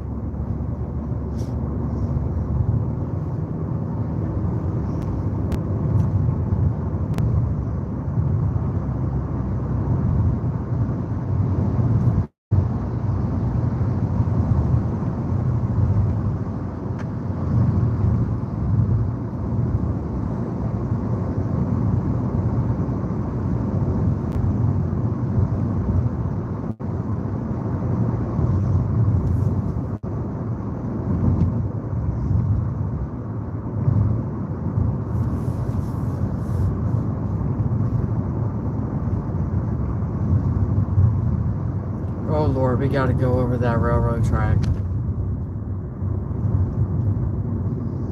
Just don't do the Dukes of Hazzard.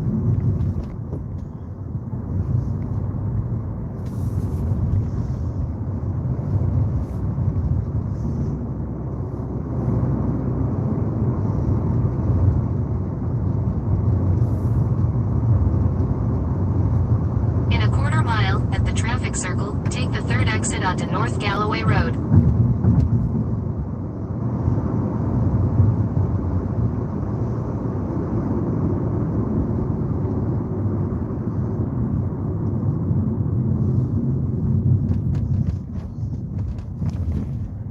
Okay.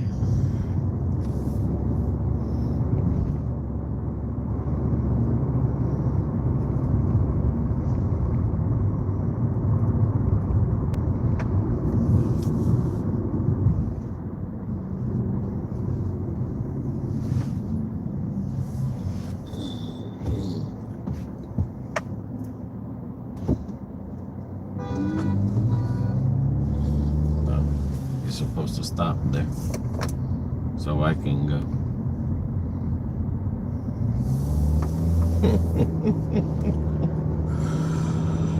Just go through it. Didn't take him long to get those houses up.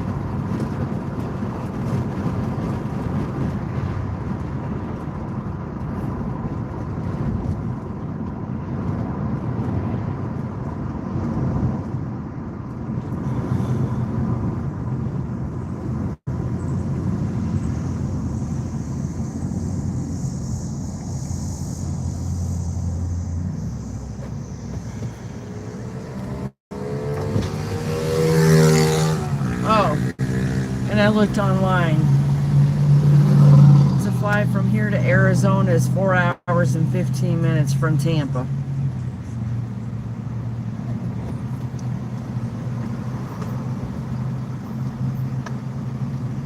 Straight through.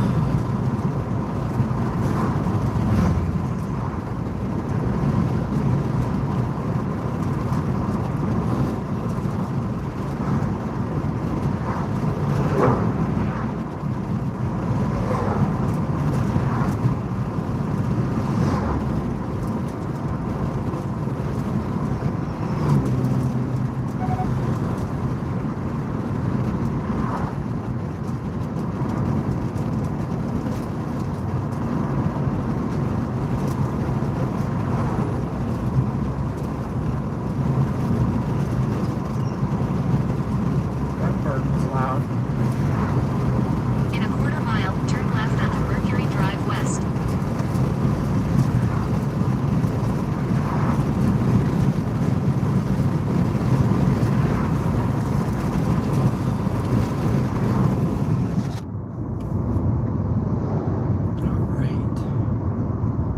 Take the second left onto Mercury Drive West, then your destination will be on the right.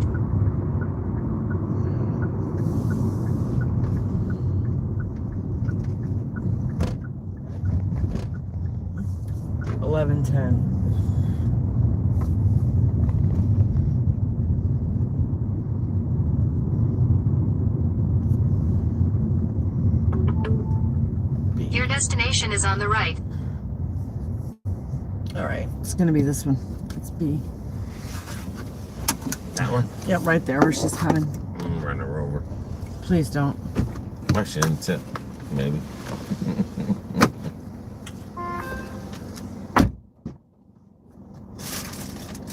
Here you are, dear. Nope, no tip. No tip. That's what I said. We could have ran her over.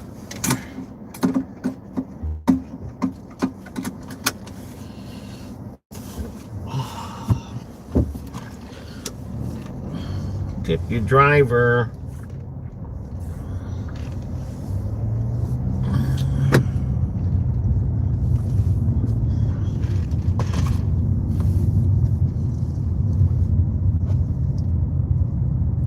Oh, wow. Man.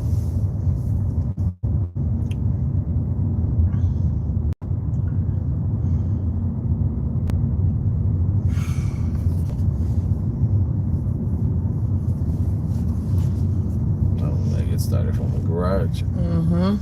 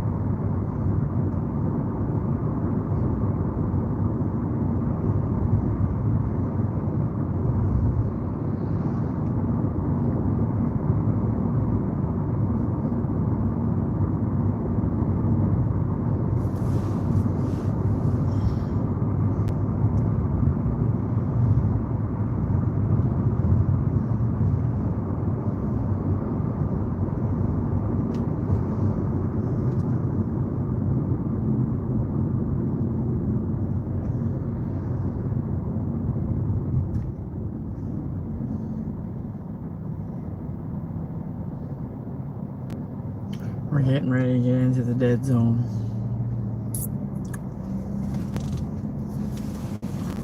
Are we? Okay, well then let's go right over here, the Banana Road. Let's see if there's any pizzas that way. Okay.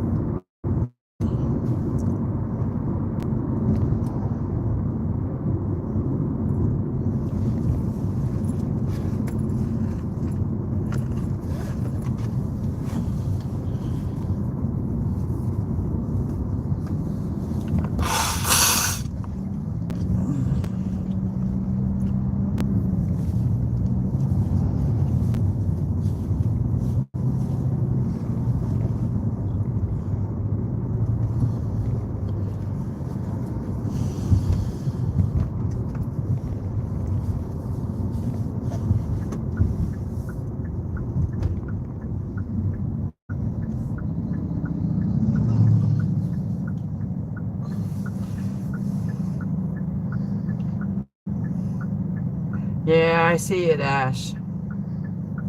R&R. So with DoorDash, you know immediately if they tip. We do Instacart and ask the lady if they knew how much we tipped. She didn't know and seemed trusting as it is advertised 100% of, or 100% tip to drivers.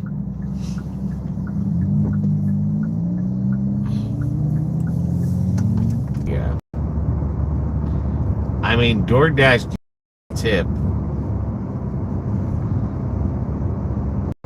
What a lot of people were getting mad was because if you got a higher tip, they took away the fee would go lower. Yeah.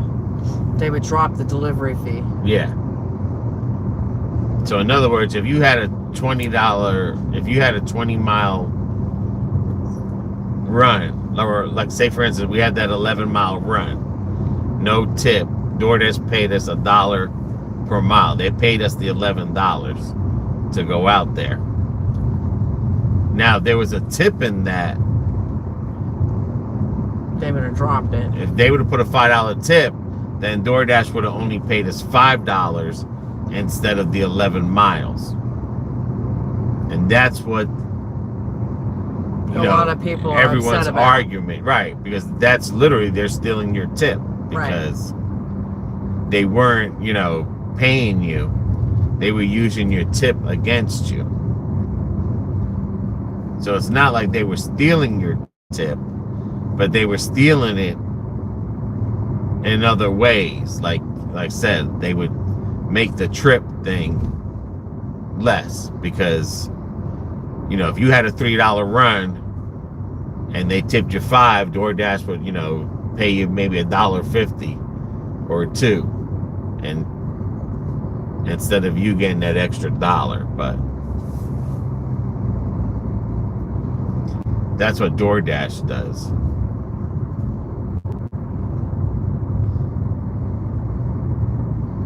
Like this one here, even though in the beginning it said 7 miles, but when we picked up into the store, it was 5 point something, so DoorDash paid at 6 because she didn't tip. Now, if she would have put a tip in there, DoorDash wouldn't have given that $6. They would have given us $2.50. And then the tip could have brought it up to $6 or maybe $8, but that's the whole point of tip stealing. You're stealing, if you're going to pay us, when we don't get a tip, if you can afford to pay us the $1 per mile, then why would you take it out? Why wouldn't you still pay us that with the tip? And that's what they got caught doing. They got caught changing the numbers. Fee. Yeah. Because if you're going to say, I'm going to pay $2.50 or $3.50, then don't take it away from us. So sad. We will try and have cash going forward as it appears Instacart is not transparent. Right, because Instacart can be doing the same thing.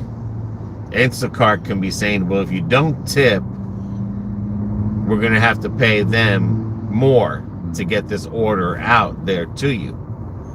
But if you tip, then Instacart says, okay, we don't have to pay them more because the tip is going to pay them. Right. You know, and then that's how you, like I said, you get stealing tips because the company, that's what they do. You know, if they got a 10-mile thing and they figure, man, no one's going to take this for $3, they'll put $9 or they'll match it $1 per mile. Right. But if there was a tip in there, you wouldn't get that 10 plus. You know, they would take that away, and then the tip makes the difference. So if the tip gets it near 10, someone gives you $8 tip for 10 miles, you know, Instacart will probably put $2 towards it, so it's 10 for 10.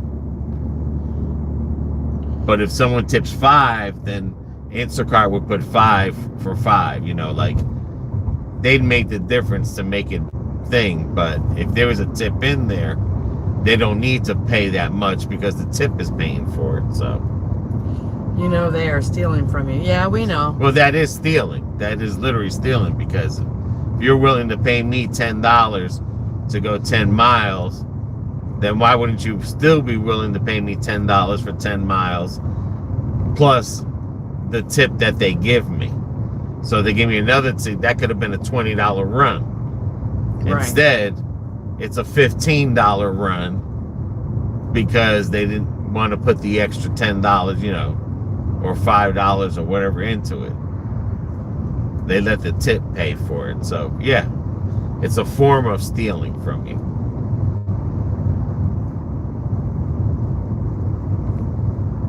But, I mean, that's how businesses stay afloat. You got to remember, too, you know, if you own a business, you have to make money. You know, people don't have businesses to lose money. So, you know, it's a catch-22 too that you're in. Because if you think of it yourself, if you own a business, if you own Doordash or you own Instacart, are you looking to lose money? No, you're looking to make money. So,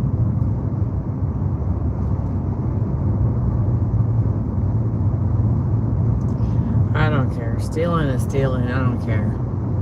yeah, I'm not saying that what they're doing is wrong, but what I'm saying is you got to look at it on their end too. But they're making The lady didn't know what we did send a snapshot of the app with the tip in the chat section. Well, yeah, I mean, the tip is going to be the tip. They're not stealing the tip itself.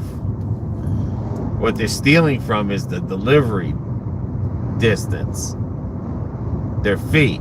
Like, you know, every driver gets a fee, whether it's $2.50 or $3.50. I think it's $3.50 or $2.50, depending on how many miles.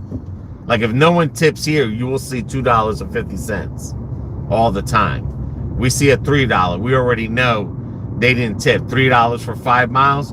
We know no one didn't tip. DoorDash giving you $3.25 to make up to go to that 5 miles. Now, if they tip, they wouldn't give us that $3.25. They would give us, you know, $2.25 or $1.25 because they don't need to make up anything because the tip covers it. That's what I'm saying. Like, they don't take the tip away. They're taking your delivery fee away. They're making the amount smaller. Hence, they figure, well, if you're getting tipped, then we don't need to give you a bigger delivery fee for this now. So the tip pays for that. And the tip shouldn't pay for that trip. The tip should pay for the extra. They should pay for the trip. It's really hard to explain, but it's like I said, they're not stealing the tip, the money from the tip. They're stealing your pay, your delivery fee. or not your delivery fee, but the driver's delivery fee. They're stealing it from his fee.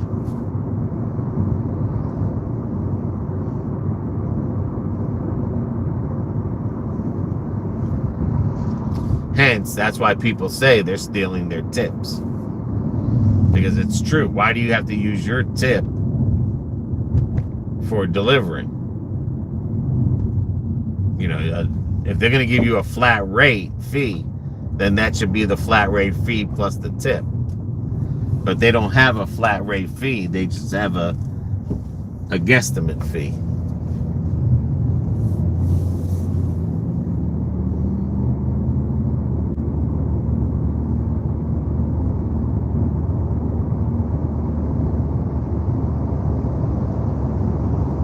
And then I'm hearing on Instacart that if they take 3 Instacarts in a row, they're only getting paid for 2 Instacarts. And I don't know how true that is, but and that's how they get you with the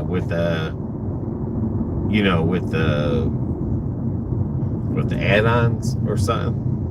I don't know. You know, like when if we got a delivery to go here and they say, hey, for $1, you know, for $5, would you like to take 2 to go 0.9? You see, they don't have to give you the fee because you're already getting the fee from the first one. So the second one is just a piggyback. So the second one, if they don't tip, that's just a piggyback. And it'll come out it'll come out, like I said, it doesn't add up right. You feel like it's coming from your tip that you're paying most of it because of the first person paid thing. Tractor Supply and CVS, 2.8 miles. Wow. Head south on US 98 south toward West Daughtery Road. You know about that way. In 500 feet, make a U-turn at West I was thinking Daughtery I Road. should just turn here and go down Green Road. Yeah, because then it takes Make a me to U-turn at West Daughtery Road. So now we got a Tractor Supply. That's a first. Continue on West Daughtery Road for 3/4 of a mile. What does that say? Well, bringing tip issues up is because we generally tip a large tip and really want the worker to get every red cent cash going forward. And that's good, you know, and they deserve it. I mean, I look at it this way. They're doing you a service so you don't have to go out and do it. Turn right onto Green Or Road. you're not able to go out and do it. But the best way you feel to do it is to give them cash. Then do That's that. 100% because they're getting paid the delivery fee. Man,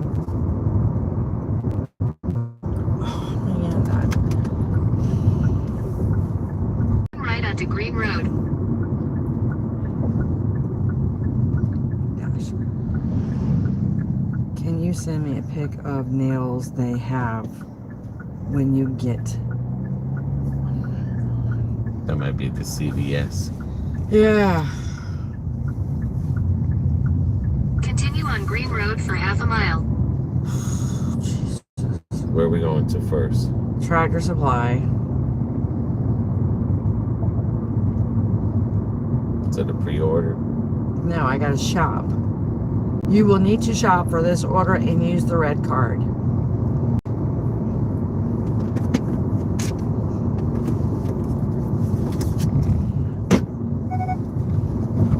In a 1/4 mile, turn right onto Man Road. Another thing they have started with the shopper doing 2 or more where it used to be just us. Oh, I believe that. Hi, Kyle.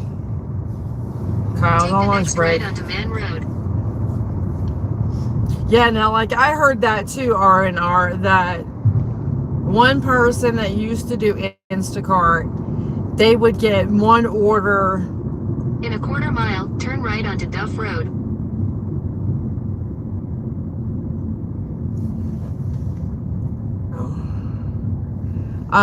the Instacart driver would do one order, and then after that was delivered, it may have another order to go back and shop for. But what I heard was from one guy that was doing Instacart, he had 3 orders back consecutive. He had to do 3 shopping at the same time and then go deliver them. And he basically got paid for 2. And he basically got paid for 2. Do you have to have a red card, or does Dash or Uber? No, they supply those. Rain and 75.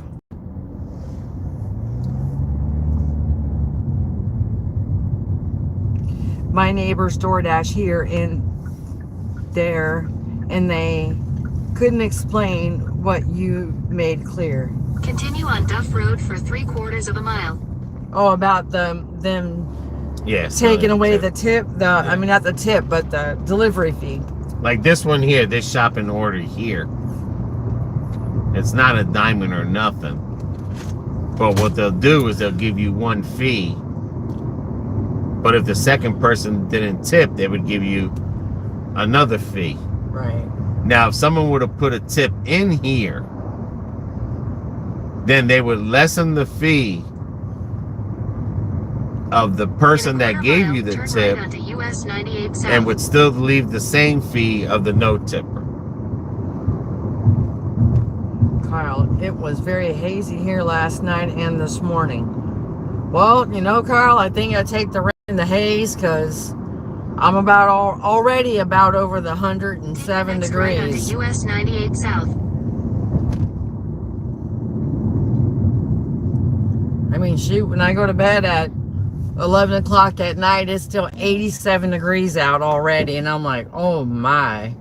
And when I get up by 7 in the morning, it's 84 degrees out already. I'm like, good Lord. In a 1/4 mile, slide left toward Man Road.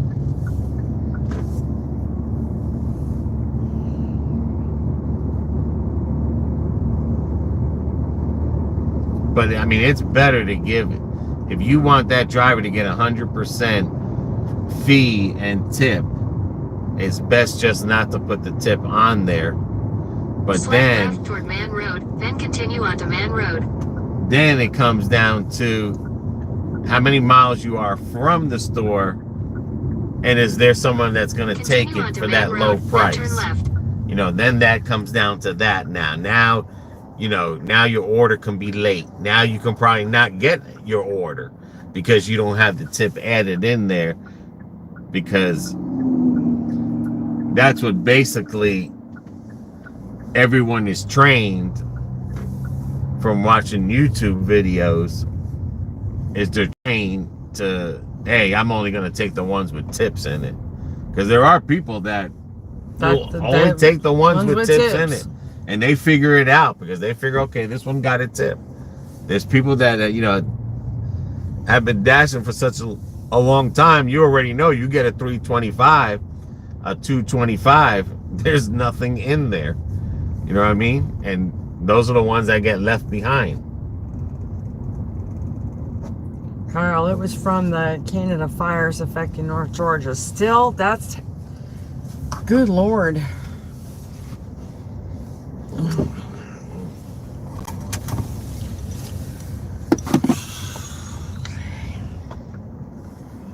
Now I don't know where any of this shit is at in Tractor Supply. This is all for dogs. Okay. That could be in the same section. That's what I say to you. Nasty. BB toots and freaking leaves it in here for you.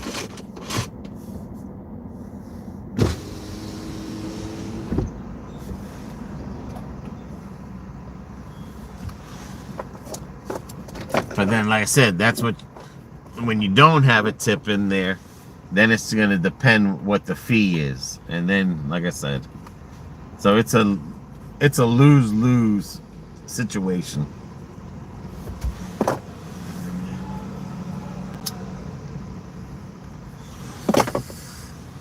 But again, they're not actually stealing the tip.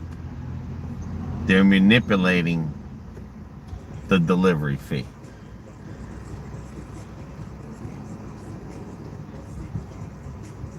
So basically the driver would get paid less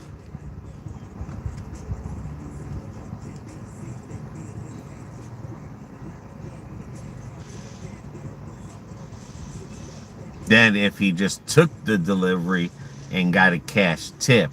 He would have, like that one where the BB gave the $10. We took that one way to hell out there, and I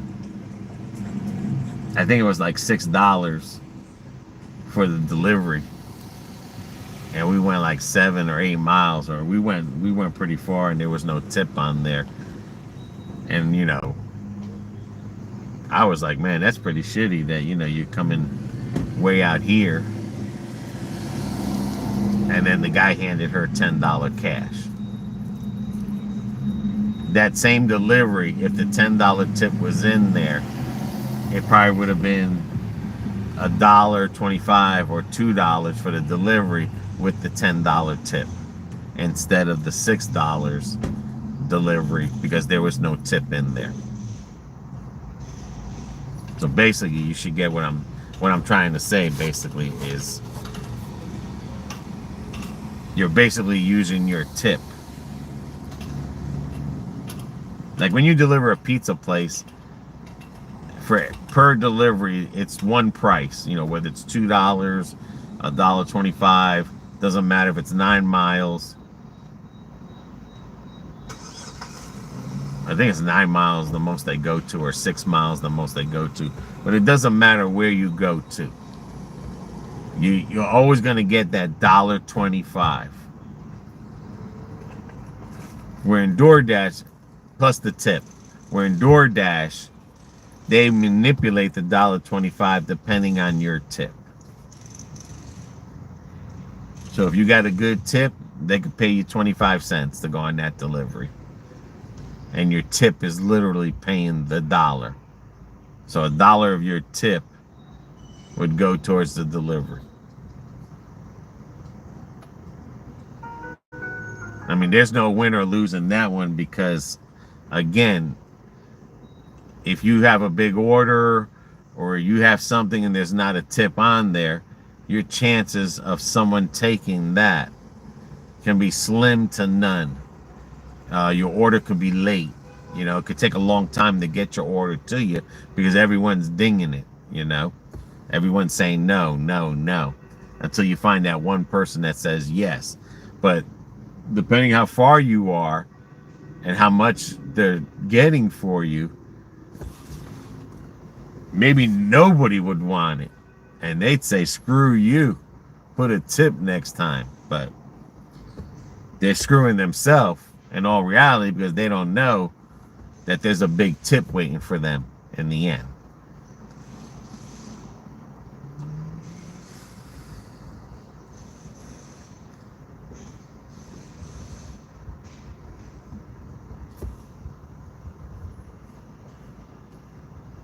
So it's a double-edged sword. But I look at it this way. When we're accepting every delivery,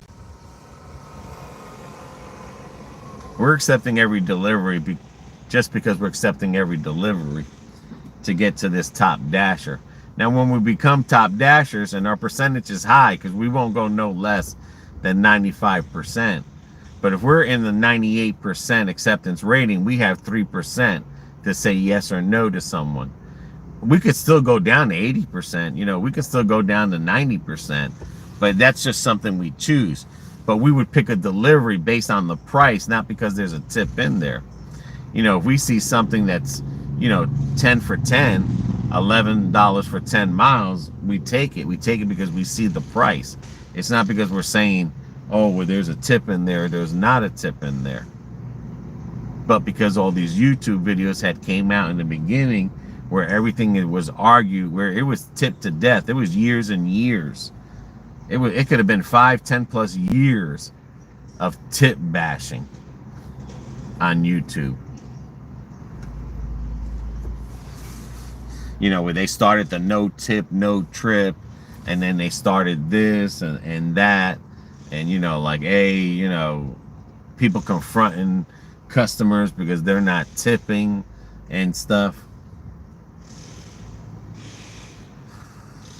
You know, losing their job just for a thing.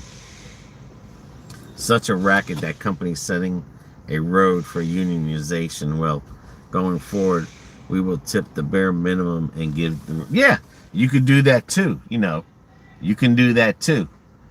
Because like I said, I don't know what the delivery fee and how many miles you're away from that store. But you got to figure too. I mean, because I had the guy I used to work with, he ordered something from Wesley Chapel, and he's the owner of Hungry Howie's, and this man gives money like it's freaking water, like it's nothing, okay? And he was going to give a big cash tip, but he didn't put it on there because he wanted to make sure that the driver got the tip. Nobody picked his order because he lived too far. He lived in Zephyr Hills, and the Chick-fil-A was in Wesley Chapel. No one took it. They called him up, said, sorry, sir, we can't get no one out there. We're going to, you know, refund you your money. And he was like, he asked me, he was like, you know, like, how come they didn't come to me? And I said, because you didn't have a tip. And he was like, man, I was ready to give him $40. Well, that's the whole thing.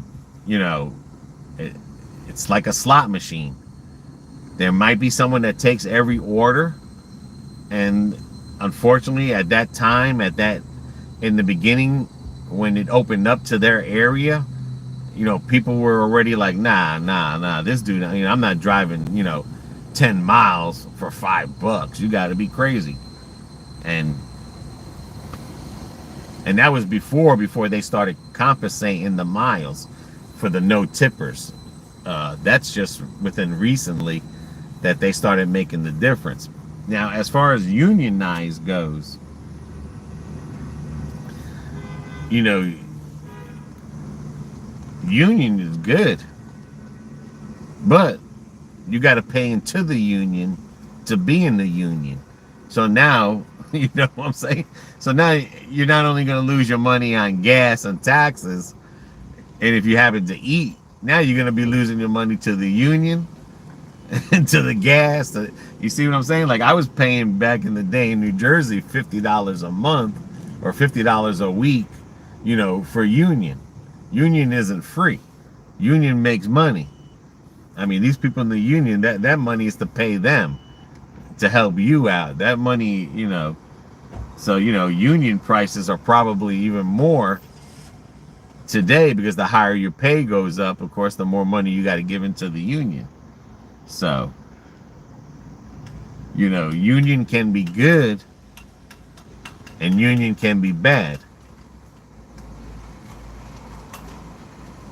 You want to put that in the trunk or no? So, you know, do you really want to pay union fees on top of your dashing?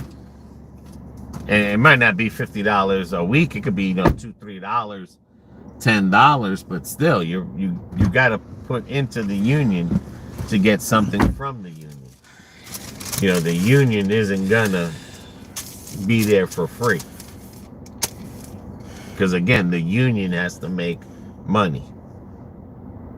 So, did the union help me out when I worked? Yes, it did help me out.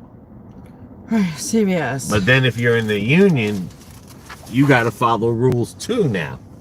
So now DoorDash says, okay, we have a union. Everyone has to accept every order. Well, now that's your job because you're in the union. So I don't know if anyone's ever been in the union, but when I was in the union, if I was sweeping, like I worked the envelope machine, and if my boss came to me and goes, hey, I need you to go sweep the bathroom, I can be like, screw you. That's not my job. You know, if the machine broke down, I stand here and do nothing. Like I used to be I used to be an adjuster at an envelope factory. We work on machines. If the machine is running, man, we could sit down for a whole month of work and do nothing for 8 hours. We could literally sleep for 8 hours. But as soon as that machine breaks, we have to work on it. If it takes 2 days, the whole day, or when we're doing setting up on a machine, but they can't tell me, hey, we need you to do this different machine because you got nothing to do. They can't tell me, oh, you can go home because everything's running good. Or you know what, hey, you shouldn't be sitting down. We want you to clean the area. You don't have to do none of that because you weren't hired for that. In a quarter mile, make a U-turn. So, you know, if DoorDash puts a union, they can easily say now, well, you got to take, you know, you got to take every order. So now you're stuck taking $3 orders for 10 miles because you're in the union. You know, now you can't say no. Now you're, you know, so do you want to be unionized in DoorDash? No. You don't want to be unionized because it comes with stipulations and you can lose your job because of that. Because now you're a union and your job is delivering. So what is delivering? Whatever pops up on your screen. You have no choice to say no to it.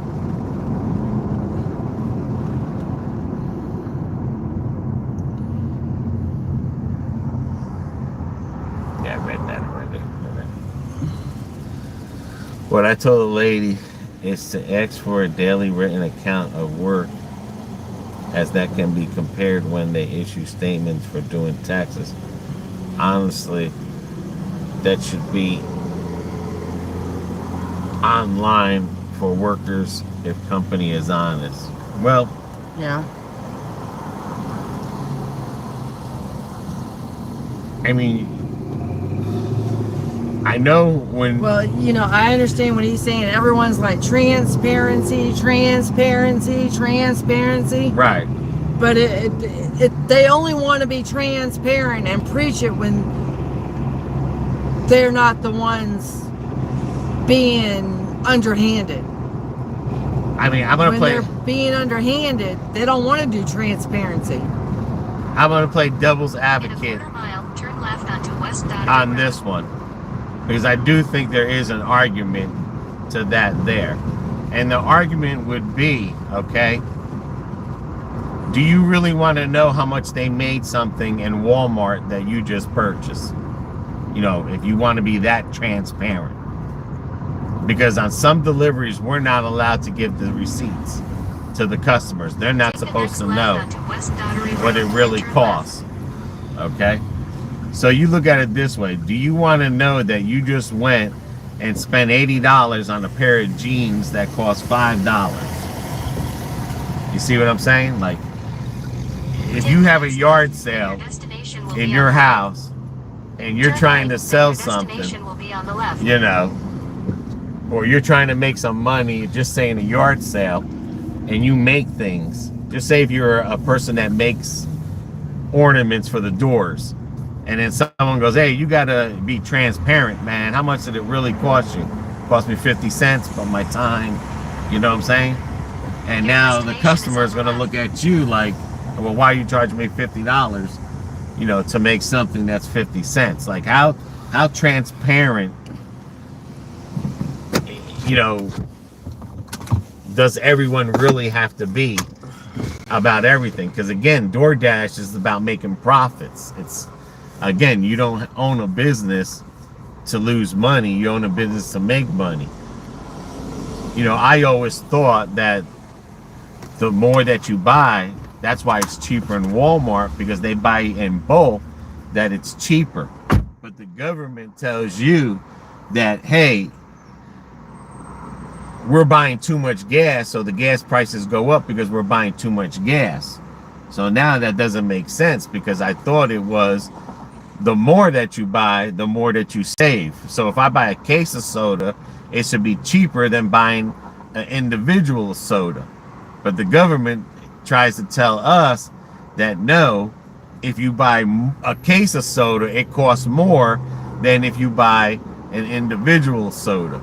So you see what I'm saying? Like, that's what the old timers were brought up, was like the more, that's why Walmart is cheaper than if you went to a regular store, because it's like, wow, I can find this cheaper at Walmart, because Walmart buys in bulk, so it's cheaper, and it's cheaper for the consumer and stuff.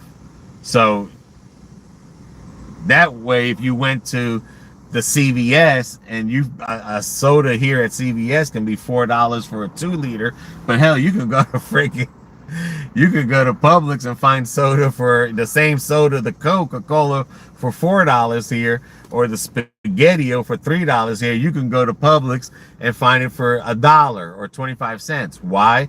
Because they buy in bulk. Bulk is cheaper. But the government wants you to believe that when you buy more, when more people spend gas goes up because we're buying too much gas. And it's like, well, gas should be cheaper because everyone's buying gas. And, you know, electric should be higher because no one's buying electric. You know, it's only provide what the general public is aware. If we know Instacart prices are not what store price. Well, everyone should know R&R. Well, you should already know that Doordash gets a percentage, Instacart gets a percentage of the grocery bill. So you're already paying overprice the grocery. So you're already overpaying the grocery, okay? So Doordash gets a percentage, so whether it's 10% of that bill, okay? And then, of course, they're going to charge you a delivery fee on top of that. That's how DoorDash or Instacart make their money. They get it. So the higher the bill, the more they get at that 10% or 5%, whatever it is. That's why a lot of the mom and pops were griping, because they can't sell something. They can't sell that same soda for $4 when the guy next door is selling it for $1. The same soda. That's the mom and pop argument. That's what Domino's was fighting against DoorDash. That's why Domino's, they would give you $3 tip to come in and pick up your pizza, because they were trying, you know, they don't want to, they're losing as well. But if you have a big company like Walmart, CVS's, Publix, they don't hurt that much because they can increase the charge of food product. So instead of that soda costing $1, now it's $1.25, and you saying, well, it's still cheaper here because it's $1, but that 25 cents is to get you. It's to make up the money that they're losing because of DoorDash charging that 5 and extra 10%. And then, of course, it falls on top of the consumer. So regardless, you should already know that you're not actually going to pay that grocery price.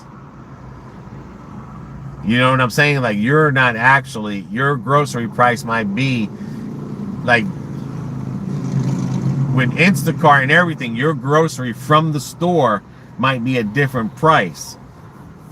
I mean, here's a good example. Maybe, you know, this is more clearer. When we, in AutoZone, you have something called a commercial account. That's what the mechanics would pay. So if a garage comes in, he doesn't go to the counter and pays what the public pays. He pays cheaper than what the public pays, and then he adds his own money on top of the part. So when you go to a dealership, it's their own part. So they make 100% profit when they're overpricing you. Now, if a mechanic was to go, if I was to go into a store and pay $20 for a starter, the mechanic is going to charge, so to the public, it's $25. The mechanic pays $20. The mechanic might charge you $5 to $8 more because he wants to make, you know, that's how he makes his profit. He's not only making his, because making profit by hour, you have to pay your employees. Making profit off the parts is probably where his bread and butter, like gas stations. Because you pay $4 or $5 a gallon, the store only makes 10 cents a gallon.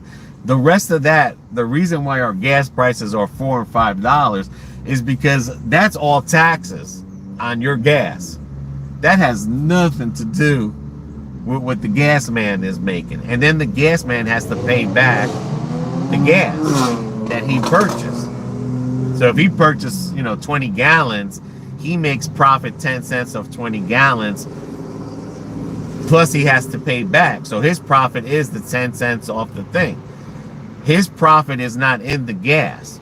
His profit is in the store when you come in and buy cigarettes, when you come in and buy sodas or sandwiches. His profit isn't on that pump. He's not gambling. I'm going to make wow, gas is $10. Dude, you're still getting 10 cents. But you're getting 10 cents on $10. You still got to pay the gas company back, what you bought their gas at the price. So you made 10 cents, which is chump change. But when you sell that soda for $1.25, he's probably paying 75 cents a soda. So the bulk of his profit is inside that store. That's why a lot of gas stations, the gas stations that survive are gas stations that make money inside the store. They're not the gas stations that make money on gas. So I don't know if even that helps out explaining with Instacart. Publix isn't making a ton of money because they're giving Instacart orders. But Publix can have a different price. Like Ashley said, she went for a takeout and she had a takeout service fee of $3. Taking out an order, like they're charging her $3 to take out. So that store is charging everyone $3 to take out an order versus eating in. You see what I'm saying? It's like they're making their profit because they're charging her. They can call it a takeout or a preparation, and you're thinking like, well, I thought just coming here I would save paying a tip. You know what I'm saying? But you're not really saving because you can go into the store and just not give the lady a tip if you want to save. So it's it's one of those worlds that we live in. These people got to make profit, and like I said, if you really don't want to find out how much the stuff costs in the store, because you're going to be like, oh my gosh. Because again, the store profit has to pay the employees. And that's what they're trying to do. They're trying to figure out ways, because of this increase, is how do we pay these employees, without losing profit. And unfortunately, us as consumers, us as gig economy workers, some of it comes from us.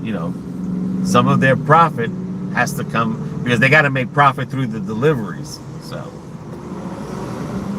I mean, it sucks. It is what it is, but you got to if you go to Priceline, someone can, what a lot of people don't know.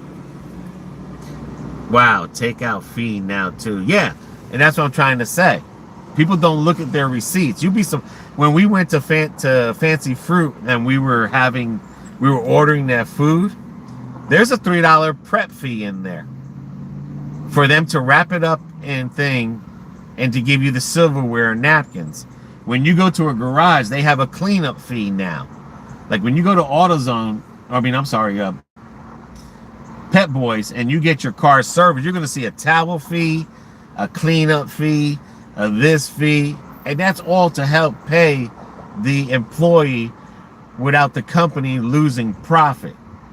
So the consumer, look at your receipts. You're going to be surprised. Like I said, when I seen that Crayola thing, that Fancy Fruit, and I seen that, oh my God, $3 for a prep fee? I was like, what the hell? How long have I been paying this for? We just happened to look at the receipt because we were going to give how much the bill was on our video. And then when I realized, like, oh my God, they charged us a couple dollars to wrap it up in saran wrap, because we got to pay for that saran wrap and pay for the silverware and the napkins. And, that's where all that fee goes into, that takeout fee. because you're paying for the napkins. That's why when you go to a lot of places, they're so stingy on how many sauces they give you, and they charge you for every sauce. Because before, you used to be like, hey, go to McDonald's and be like, man, give me 10 sauces. And they used to be happy to give you 10 sauces. Now it's like, all right, the limit is only 2. Any extra sauce costs 25 cents. You go to a pizza place. Before, they used to give you, hey, can you put extra sauce in there? No problem. Now it's like, hey, extra sauce is $2 in those containers because you got to pay for the container now. And that's 100% profit there, because making the sauce, you've already paid for in the pizza. You know, we used to make in Hungry Howie's 5 gallons. We would have 5-gallon sauces and make a boatload of sauce cups. That's all. You know, when you order your pizza, you've already paid for that sauce. So all that extra sauce that you're paying for is free, because it was concentrated sauce that turned into 5 gallons of sauce. For me, sounds like they have added it on as it was always in the original charge. Well, at one time when everything in the economy was good, they didn't have all these extra fees. But now the economy isn't that good, and wages went up. So they have to figure out a way. I mean, you can't have a store that makes $50,000 and you're paying your employees, you know, $10 an hour with $50,000 a year. Now you got to pay these people $15 to $20 an hour. That $50,000 isn't going to pay your employees at all. So that's when they either cut hours. That's one way of saving. You cut the employees' hours. Another way of saving, you fire them. Another way of making profit and saving is you start charging more. So this didn't fall in until COVID, because I mean, it's just like lawnmower service. You get someone to cut your grass and he charges you $100 a month. And then the gas prices go up to $5. He's gonna knock on your door and he's gonna say, "I'm sorry, man, but the gas prices went up. I can't charge you that $50 a month no more. I gotta charge you $100 a month because I'm not making no profit with the gas prices going up." So you have a choice. Don't cut my grass no more. I'm gonna have to cut my own grass, go out there in the hot sun and cut my grass. Or, you know what? Okay, now when the prices come down, some people do say, hey, your prices got reduced because the gas prices went down. Then there's some people that, you know what? You just been so addicted to paying that high price, they're not gonna change it because you're not complaining. Or you're not, you know, as a consumer, not thinking about it. He could say, well, we're still not gonna come down on the price, because now we have to pay these employees more money. So, you know, when everyone was so happy about this $15 an hour, you know, this $20 an hour, what they don't understand is you can't make the same profit and pay a higher wage. You have to make more profit to pay a higher wage.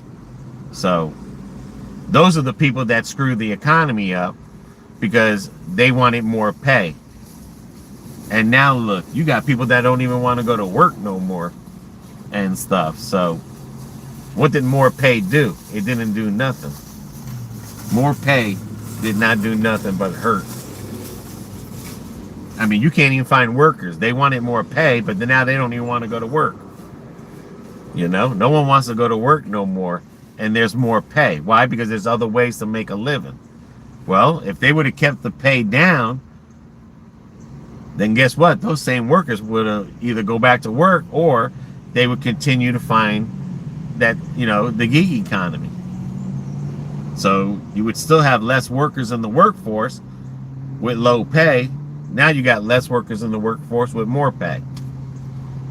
So hence we got screwed. And everyone, I mean, this is 2023. If you don't know that if you raise someone's pay, the prices are going to go up, then you've been living in the closet, because that's how people make profit. You know, like I said, if you own a company, how you have to think about that. It stinks we have to think that way, but if you don't think that way, you know, because you think about it, when you hear OPEC is paying $25 a gallon. You know? And then we see these gas prices, or a barrel. $25 a barrel. A barrel.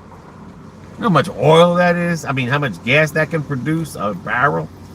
That Instacart order from Publix, apparently no one was at the deli other than to make sandwiches, so our Boar's Head order was not done. Yeah, you'll get those. BB just said right now when she walked into Steak and Shake that they were sending employees home because it was too slow, but yet they had a parking lot full of people. So now what's going to happen is orders are going to come out slower when it does get packed, and DoorDash orders are going to be even slower when it gets busy because they have already sent people home. Why did they send people home? To save money and make profit. So, hey, we'll send you home. Who suffers?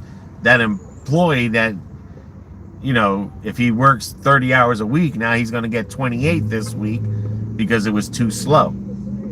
It's not his fault, but again, people wanted more money, you know. I always say, the old saying is, it's never, just because you see someone's grass is green on the other side, doesn't always mean it's green, you know. Just because your job sucks and you want to go to another job, there's no guarantee that that job is better. High-paying jobs, well, different world now. Yeah, definitely different world. But, you know, high-paying jobs, you know, you have, you know, those are the people that walk out with gray hair and look at presidents. They go in with brown hair, they come out with gray hair. You know, look at electrician linemen. You know, they get paid bazooka money. But guess what? They're always working. Guess what? They get electrocuted. They're as dead as a doornail. But it's a high-paying job. I mean, delivering food is not nothing risky.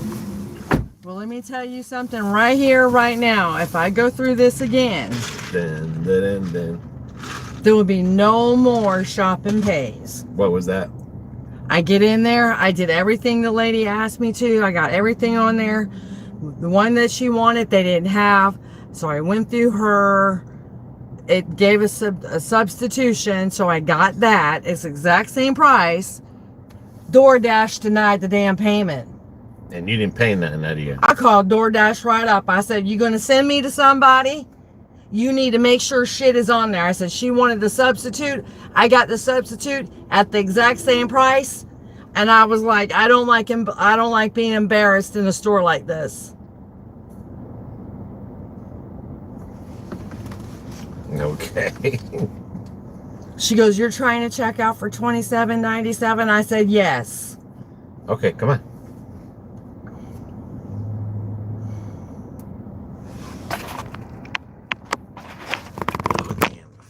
Head south toward West Battery Road. I had the arrow. I'm so sorry. I'm going to go ahead and put it on there because you don't have enough money on your card. Well, you're the one that sent me for 2 shopping. Hopefully this phone won't shut up. Alright, where are we going to? What street is that? Hilltop. We're going this way. Okay, let's do it.